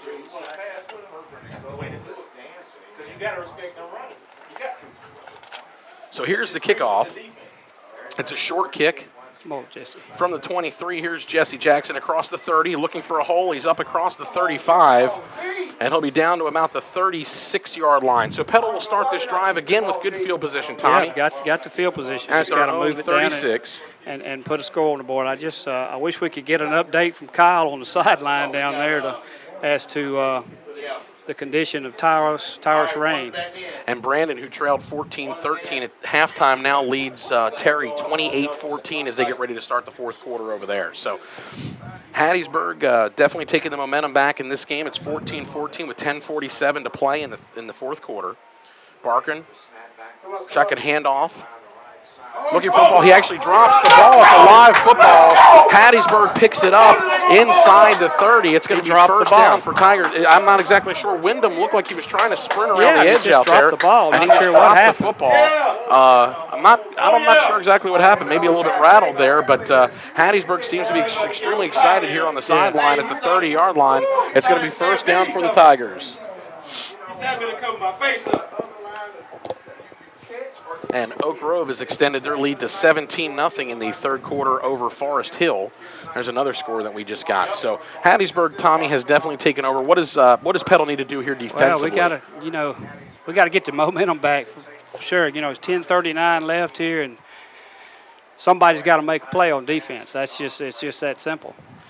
And again, we'd like to apologize if you can't hear us here. But 14-14 play. Hatton dancing in the backfield. Still up the middle. Broke a tackle inside the 20 all the way down to the 16-yard line. This is all Jamal Hatton because he was actually, we had him tackled for about a 1-yard gain. He broke through there. It just busted up the middle and then ended up at about the 16-yard line. Yeah, I'm not quite sure what happened. It looked like that play was dead. There was nothing there, and he cut back inside. He was able to pick up 14 big Tiger yards to the 16-yard line. It's first down and 10 from the 16-yard line. Hatton in shotgun.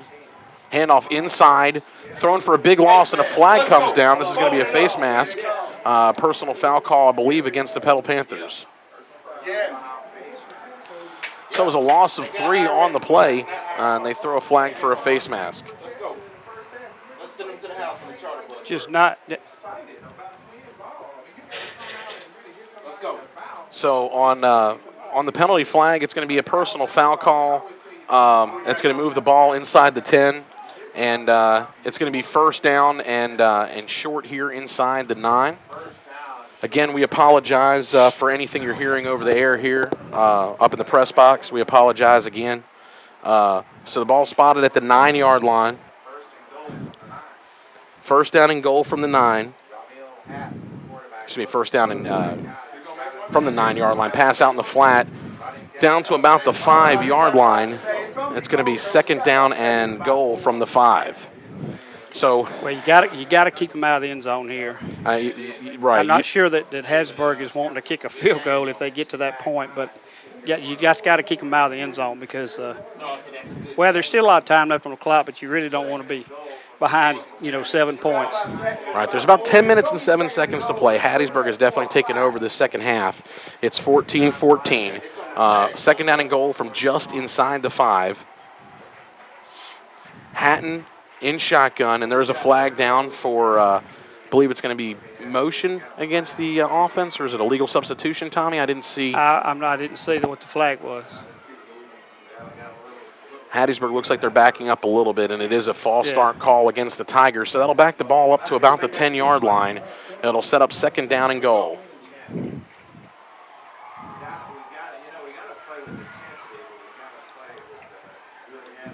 So from inside the 10, spot the ball about the 9.5-yard line. It's second down and goal. 10 minutes and 7 seconds. The clock hasn't moved in the last play or two, so it's 10:07 to play in the fourth quarter. I'm still, I keep saying this, but I'm still a little shocked that we're not bringing the full pressure like we did, in the first half. In the first half. They just, I know I'm not the defensive coordinator, but just seemed like that we had a lot of success with it. Here we come this time. Here's Hatton. Pass out in the flat is incomplete. It was a forward pass looking for his receiver, number 8. That's DeAnthony Williams. It's incomplete. It's going to bring up third down and goal from just inside the 10.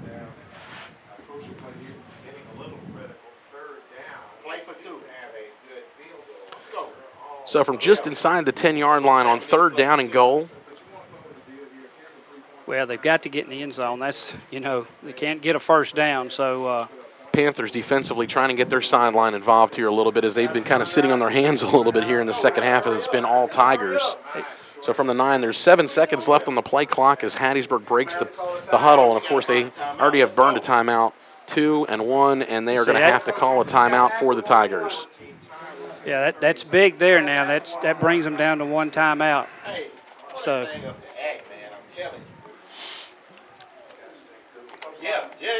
So from inside the 9-yard line, it's going to be third down and goal.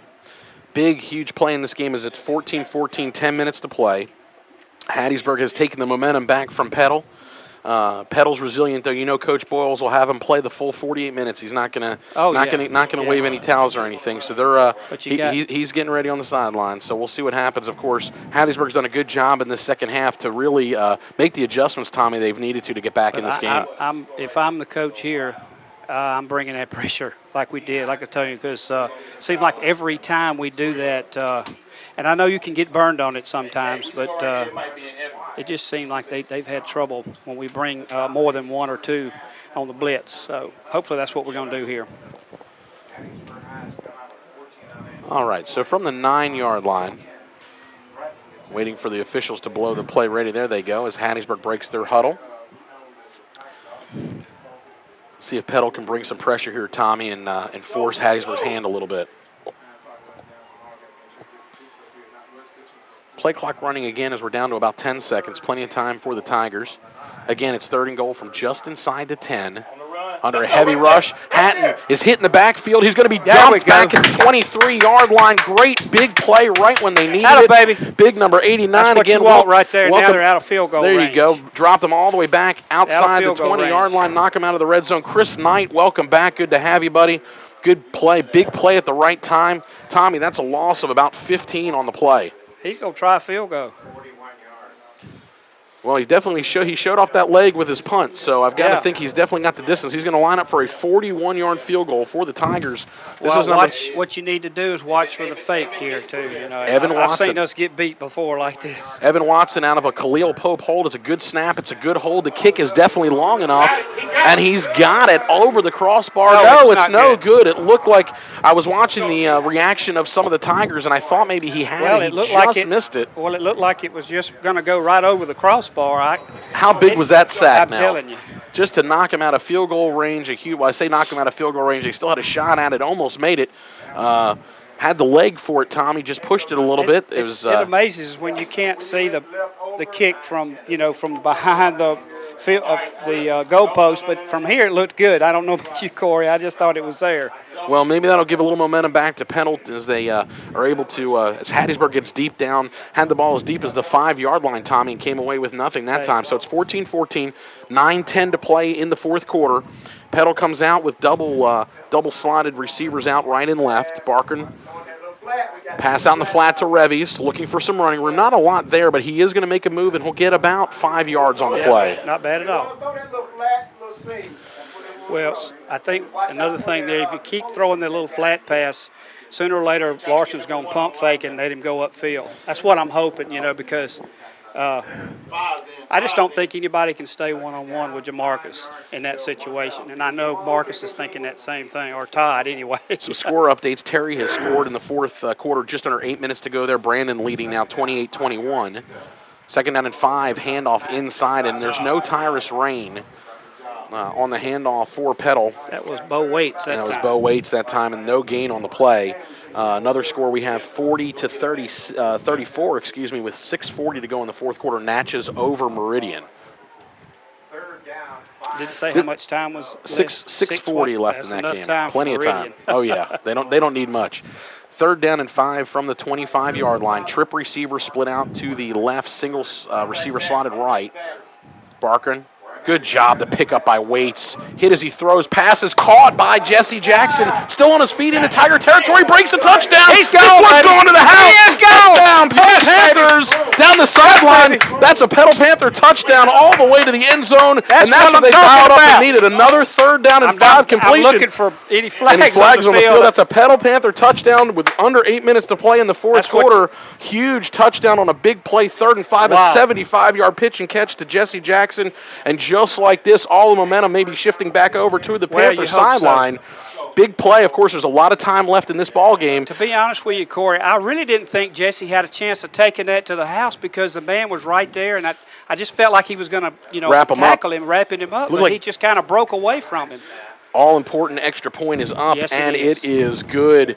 So the score now is 7:47 to play in the third quarter. Petal back out in front, 21-14. They lead over Hattiesburg. Pardon me.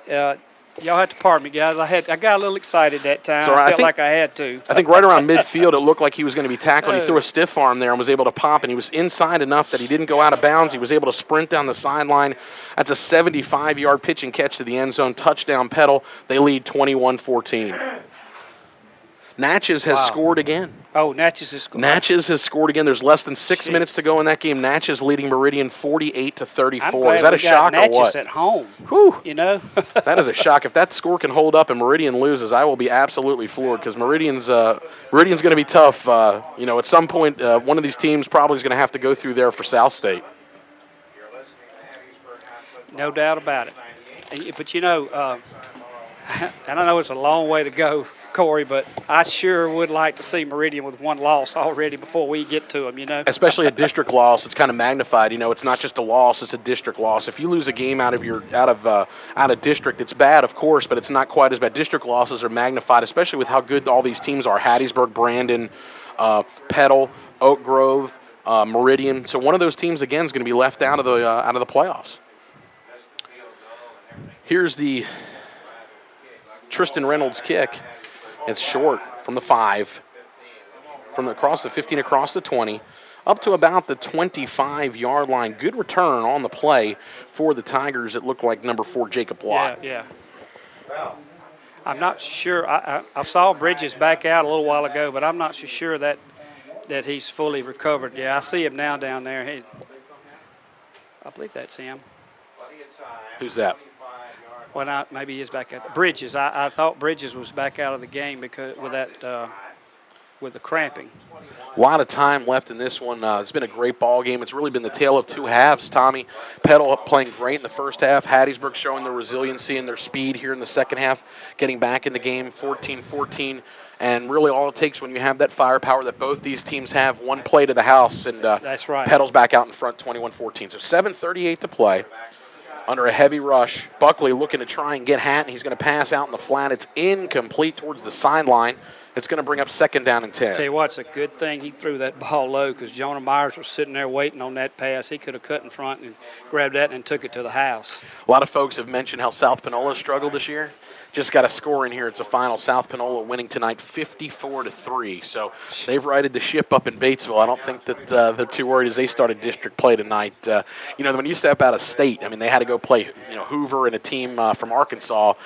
It's kind of so much talent. So anyway, back to action here. Pass out in the flat is nearly intercepted. Oh, man, that almost went to the house. Trevor was so Trevor close. Williams had a hand on that play, and it falls to the ground incomplete. All it is an incompletion. It's going to bring up third down and 10. Williams read that play perfectly. He sure and did. He shot down through there and nearly intercepted it. Hatton probably didn't see him. Took a little bit longer for that play to develop out there on the side, so it's going to bring up 3rd down and 10, and a huge defensive play upcoming for Petal if they can stop them here. Yeah, 3 and out here would be big. And the Panthers players are calling for their sideline to get loud. They need it. Hatton in shotgun. Under a heavy rush, he steps up. He's drilled back at the 22 and dumped. It's big Chris Knight again. Boy, have we missed him. You know what? He has made some great plays, specifically in the second half, when it seemed like all the momentum had turned to Hattiesburg. Coming up big, that's a big sack. They're going to spot forward progress at the 21-yard line. It's going to bring up 4th down and about 15. It's a sack, and Petal looking to get the ball back. I tell you what, if I'm right here, I'm dialing up the block right here. He's real slow getting that ball back there, and Trevor Williams standing back on his own side of the 50 for Petal. 6 minutes and 42 seconds to play. They're going for the return, looks like. They're going to set it up and try and get good field position here. Nearly still got through. What a great kick. Wow, this is best punter we've seen so far this year. Williams from his own 27. He's got some room, Tommy, if he can get that sideline. Oh, man. Huge hit as he is blown out of bounds at the 44-yard line. That's Bridges. That's Bridges. He's all so heart. Let me tell you, Tommy, he's still limping off. Look Tommy, at him. he's all heart. I mean, you read about it in the paper. I've been able to see him play quite a few times here with his stint at Hattiesburg High. You don't find players like a Mr. Bridges here for Hattiesburg. He's really the heart and soul of this team. I mean, he's had a cramp earlier. He cramped up. He's still out there, and he hits hard. Let me tell you, he laid a lick on Trevor. That's for sure. Yeah, Trevor's gonna remember that for a while. So at least he held on to the football out of bounds at the 44-yard line. Petal with good field position here. 6:27 to play, leading 21-14. Handoff inside. Waits, looking for some room. He's going to pick up maybe 2. Yep, 6:17, just, hold on to the football. That fumble, and of course, our defense stepped to the plate and stopped them, but that fumble really hurt us down here last time, so we got to hold on to the football. And I guarantee you, Corey, that those defenders for Hattiesburg are going to be trying to reach in there and knock that ball loose because they know they got to get the ball back. I think you're right, and if you look on that scoreboard down there, the big number that I see as we're under 6 minutes to go is the 1 next to Hattiesburg's score, meaning they only have 1 timeout left in the ball game. Under a heavy rush, Barkin does a great job to step to his right. He's got some room behind a block. They're going to throw. That's that same official. They're going to throw a flag for a hold out on the wing, and it didn't look like there was much there. Larson just slid down a yard past the stick. Right, now, where he threw the flag, actually the ball's. So we're going to have to. They do call holding out on the wing on the receiver for Petal. Coach Boyle's just standing there with his hands on his hips. I don't think he can believe it. I saw him blocking. Evidently they call him for hold. He must have had the jersey. Yeah. I couldn't really see over there. He didn't have to do that, I don't feel. Maybe he did. Barkin picked it up, so they're going to move the ball back after the penalty. It'll still be 2nd down, but instead of having 2nd down and 8, it'll actually be 2nd down and 9. So after all that, they end up losing 1 yard, and they'll do it again, Tommy. So from the 45, on 2nd down and 9, it looks like we're going to call a heat timeout here. 5:38 to play in the 4th quarter. I know I'm not down on the field, but from here it looked like it was a legit block. He had him, had his hands inside like you teach them to do to block, but the official saw it a different way. So a lot of these undefeateds may fall tonight. Hattiesburg trailing here by 7. We have a final score, Oak Grove 31, Forest Hill nothing. Yeah, I figured that. Yeah. That wasn't going to last long. That 3-0, they were able to score 4 second-half touchdowns and win that game 31-0. So Oak Grove still perfect on the year, 1-0 in their district. Of course, we'll see them Thursday night, a special Thursday night game. It's the C Spire Bright Lights game. Of course, we want you to listen to us right here, but if you want to watch that game, if you can't make it out to Panther Field, you can watch that game on Sports South, Tommy. Yes, I'm very pumped about it. How about you, Corey? Tommy, wouldn't that be great to be able to watch the game on TV and turn it down and listen to us on the call? Oh, yeah, yeah. Of course, they probably won't be synced, and you'll hear us, and we'll be 4 seconds after their whatever. I mean, we're live, but they'll be 4 seconds after us. So, Anyway, we just love the fact that you're here listening and watching on the internet. Petal Panther football doesn't get much better than Petal Panther football, and we're excited to bring it to you. 2nd down and 9, 5 minutes and 35 seconds to play as the clock runs here. Petal looks content to try and run some clock, but remember, they're only ahead by 1 score, so Hattiesburg's definitely very, very much alive. 1 timeout does help a little bit, so. Barkern's in shotgun. He's got trips out to the left. He's going to drop back to pass. He's firing down the seam. Oh, very he threw in lucky. heavy traffic that time. And Revy's had the ball in his hands. Sure it bounced did. off his shoulder pad, and they're very lucky in heavy traffic that was not intercepted. That was very scary looking. I mean, it was a well thrown ball. Yes. Revy's will tell you he should have caught that. Yes. It hit him in the hands and bounced off his shoulder pad, but good thing that fell to the ground incomplete. So the clock stopped, 5:14 to play. Petal leading 21-14. They're moving from our right to our left. 3rd down and 9. This could be the story of the game, Tommy. This is big. Hattiesburg Big. has really not been able to stop Petal very much on 3rd down. So 3rd down and 9. They're going to run a reverse to Revy's, and there's room over there. He's got all day. He should have the 1st down and more. As he does, he's pushed out of bounds inside the 40. Spot him down at the 39. And again, just right when I said it, a big 3rd down conversion once again for this Panther offense. I'll tell you what, there was one Hattiesburg defender that I thought was fixing to disrupt that, but he got the pitch off just in time to Jamarcus to get around the right side. Boy, what a big play that was. What a great play call by Coach Boyles. He's brilliant with those calls when you need them. Good job by the offensive crew for the Petal Panthers. So spot the ball inside the Tiger 40. 5:03 as the clock stopped. This Jamarcus was pushed out of bounds. Oh, we're going to call timeout. We didn't like what we saw. Boyles called timeout. Something wasn't set properly. That's all right. They used their second timeout, or excuse me, their first. That was their first timeout. They had all 3 remaining. So, Tommy, 5:03 to play. Hattiesburg had taken over the momentum of this game. Oh, no doubt. They had without question, the sideline was alive. Everybody was excited as they should have been. They really woke up. They played a great start to the second half. You can't say enough about that 3rd and 5 completion, a little stiff arm, one little broken tackle out on the wing, and you send Jesse Jackson 75 yards to the house for a touchdown. You know, Jesse's got that athletics is, well, I can't say it.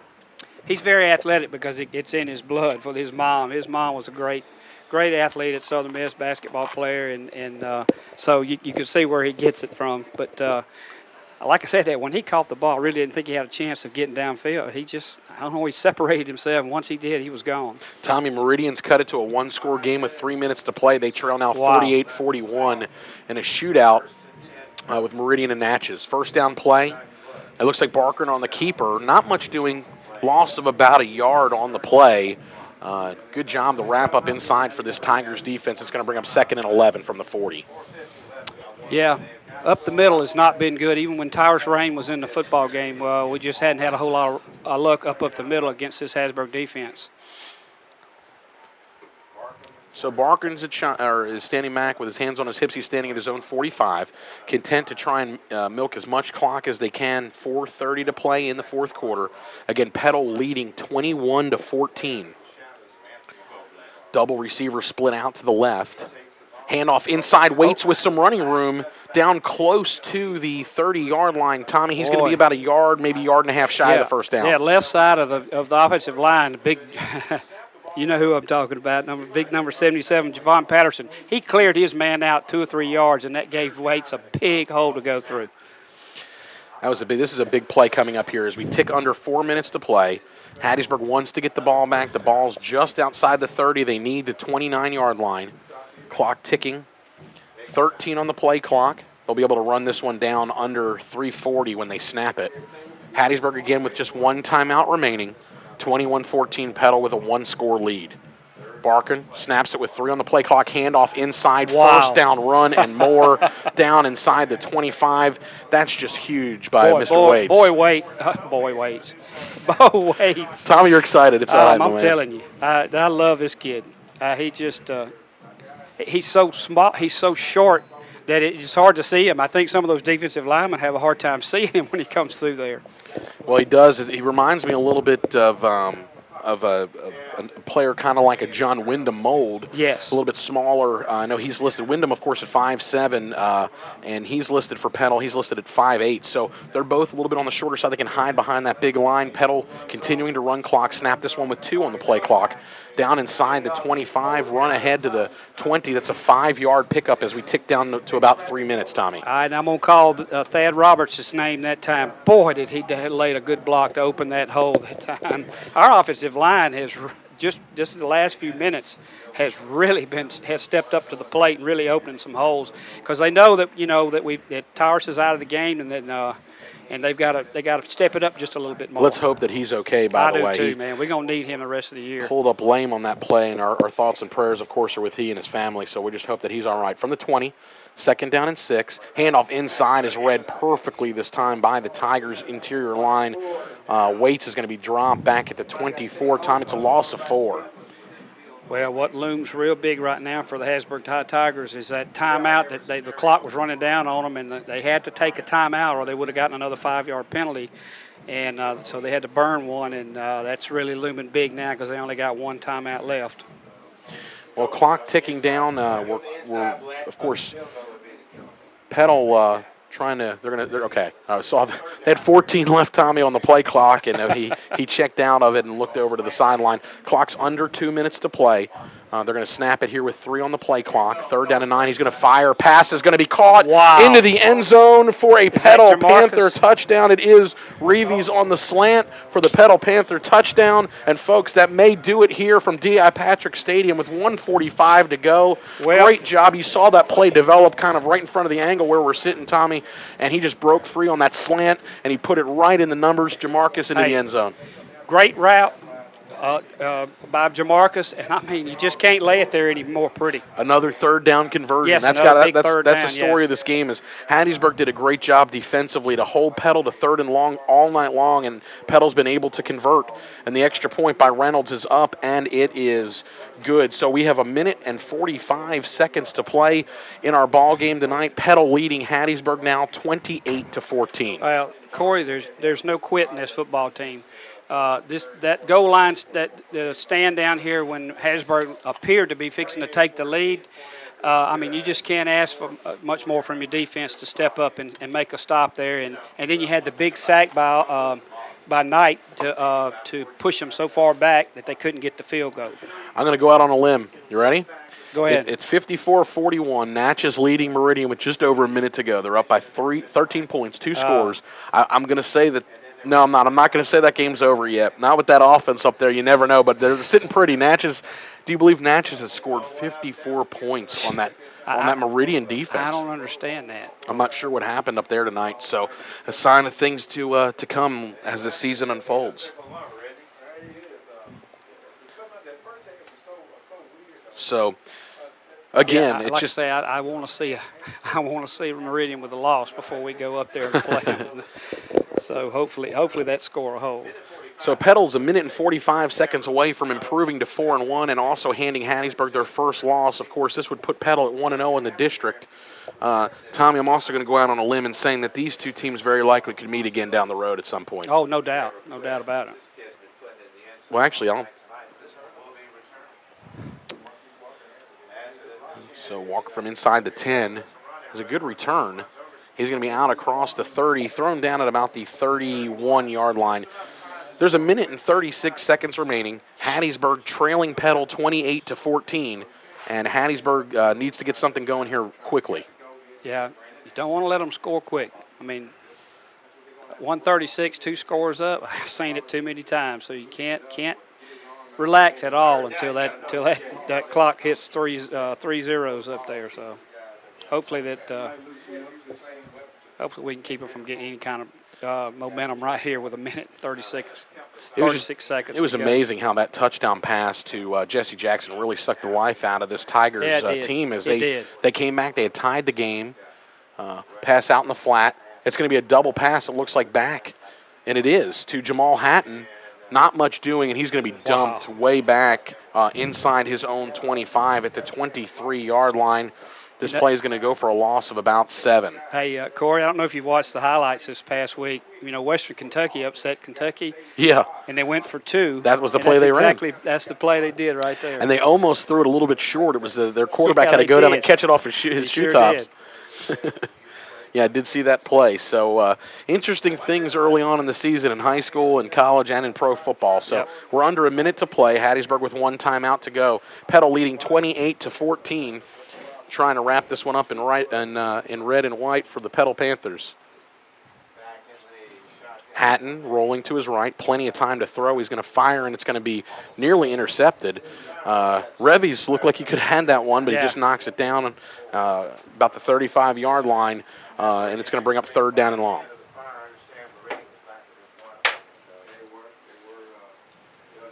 Yeah, got some jawing going on down there. And I saw Marcus go over there and just say, all right, get back over here. Let's let it go.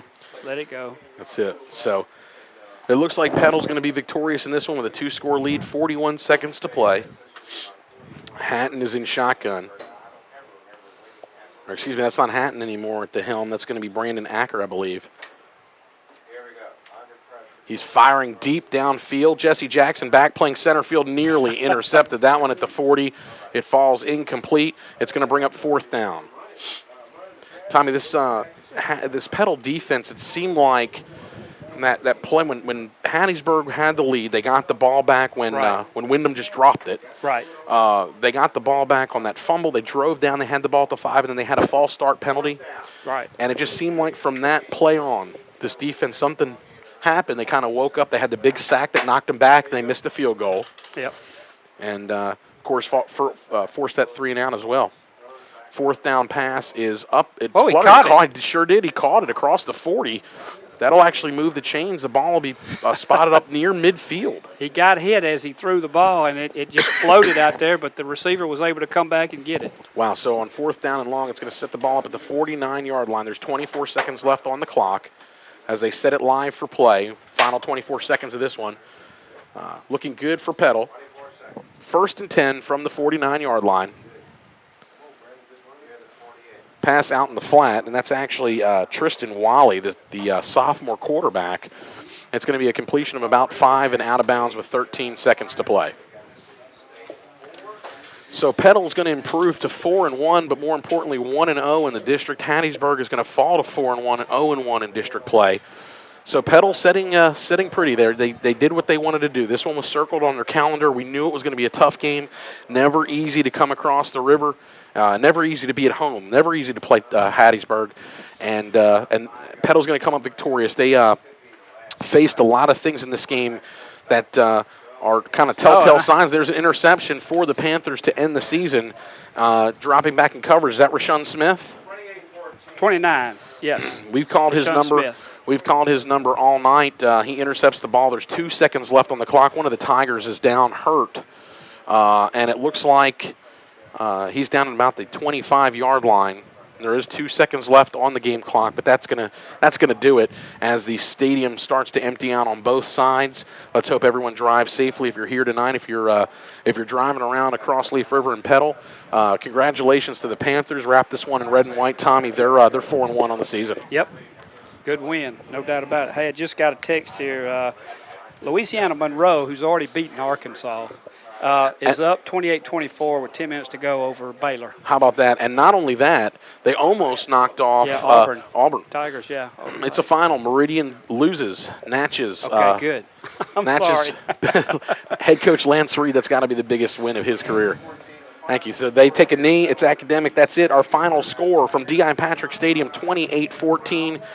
Tommy, the Petal Panthers. I'm tickled to death to get out of here with a win. Look at the schedule to be 4-1 after these 5 games. No doubt. Set them up nicely. Let's just hope Tyus Rain can be at full speed in 6 days. They're going to need them when Petal goes home. They're going to be home, folks, as they battle Oak Grove. Yeah, it'd be a big night for Petal. The city of Petal will be, on the spotlight. Well, that's fine. That's what we want.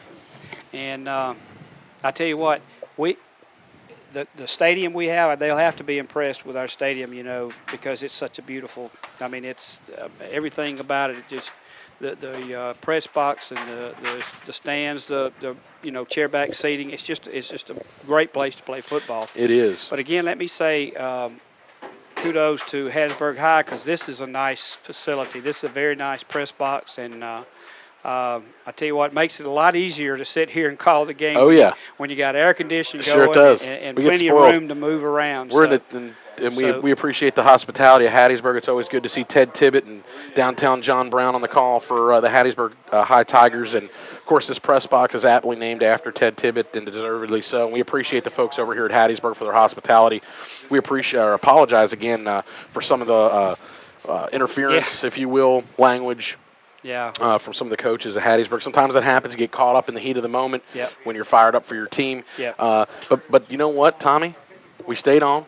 We did our thing, and Petal came away victorious tonight. And couldn't be more proud of these kids as they're going to go out and pray at the 25-yard line. Coach Boyles, I know, will be happy. Showing resiliency. They faced a lot of adversity in this game. They did. They jumped out to a 14-0 lead. Hattiesburg tied them 14-14. They had a turnover deep in their own end.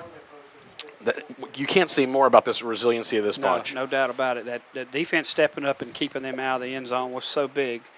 And then, of course, you got to go back. You know, a player of the game, I guess you'd have to say, would be I think Barker, Barker and Jesse Jackson. And Jesse Jackson, yeah. That was a tremendous catch and yards after the catch. I guess the yak they call it, but he did a great job of getting away from there. I thought he was going to be tackled right there. He just. I don't know. When you got a football team like Petal, somebody always steps up. You know, when things are not going too well, somebody always steps up. Chris Knight stepped up, got the big sack, and then, of course, Jesse steps up and gets the big pass play for the touchdown. So just a good win for the Panthers. You're right, and again, you know, a good thing moving forward for these Petal Panthers, they've faced a little bit of everything. They've had the blowout win. They've had where they've been behind and had to fight back into a game. Tonight they show that they can go ahead and take a lead, fight adversity on the road, have a team come back on them and still, you know, kick it into that next level. That's right. Hunker down and win a game. So you should be excited, folks. If you're listening out there, you're a Petal Panther fan. A lot of good things moving forward. Again, Petal improving to 4-1, 1-0 in district play. Hattiesburg losing tonight, their first loss of the year, but 0-1 in the district.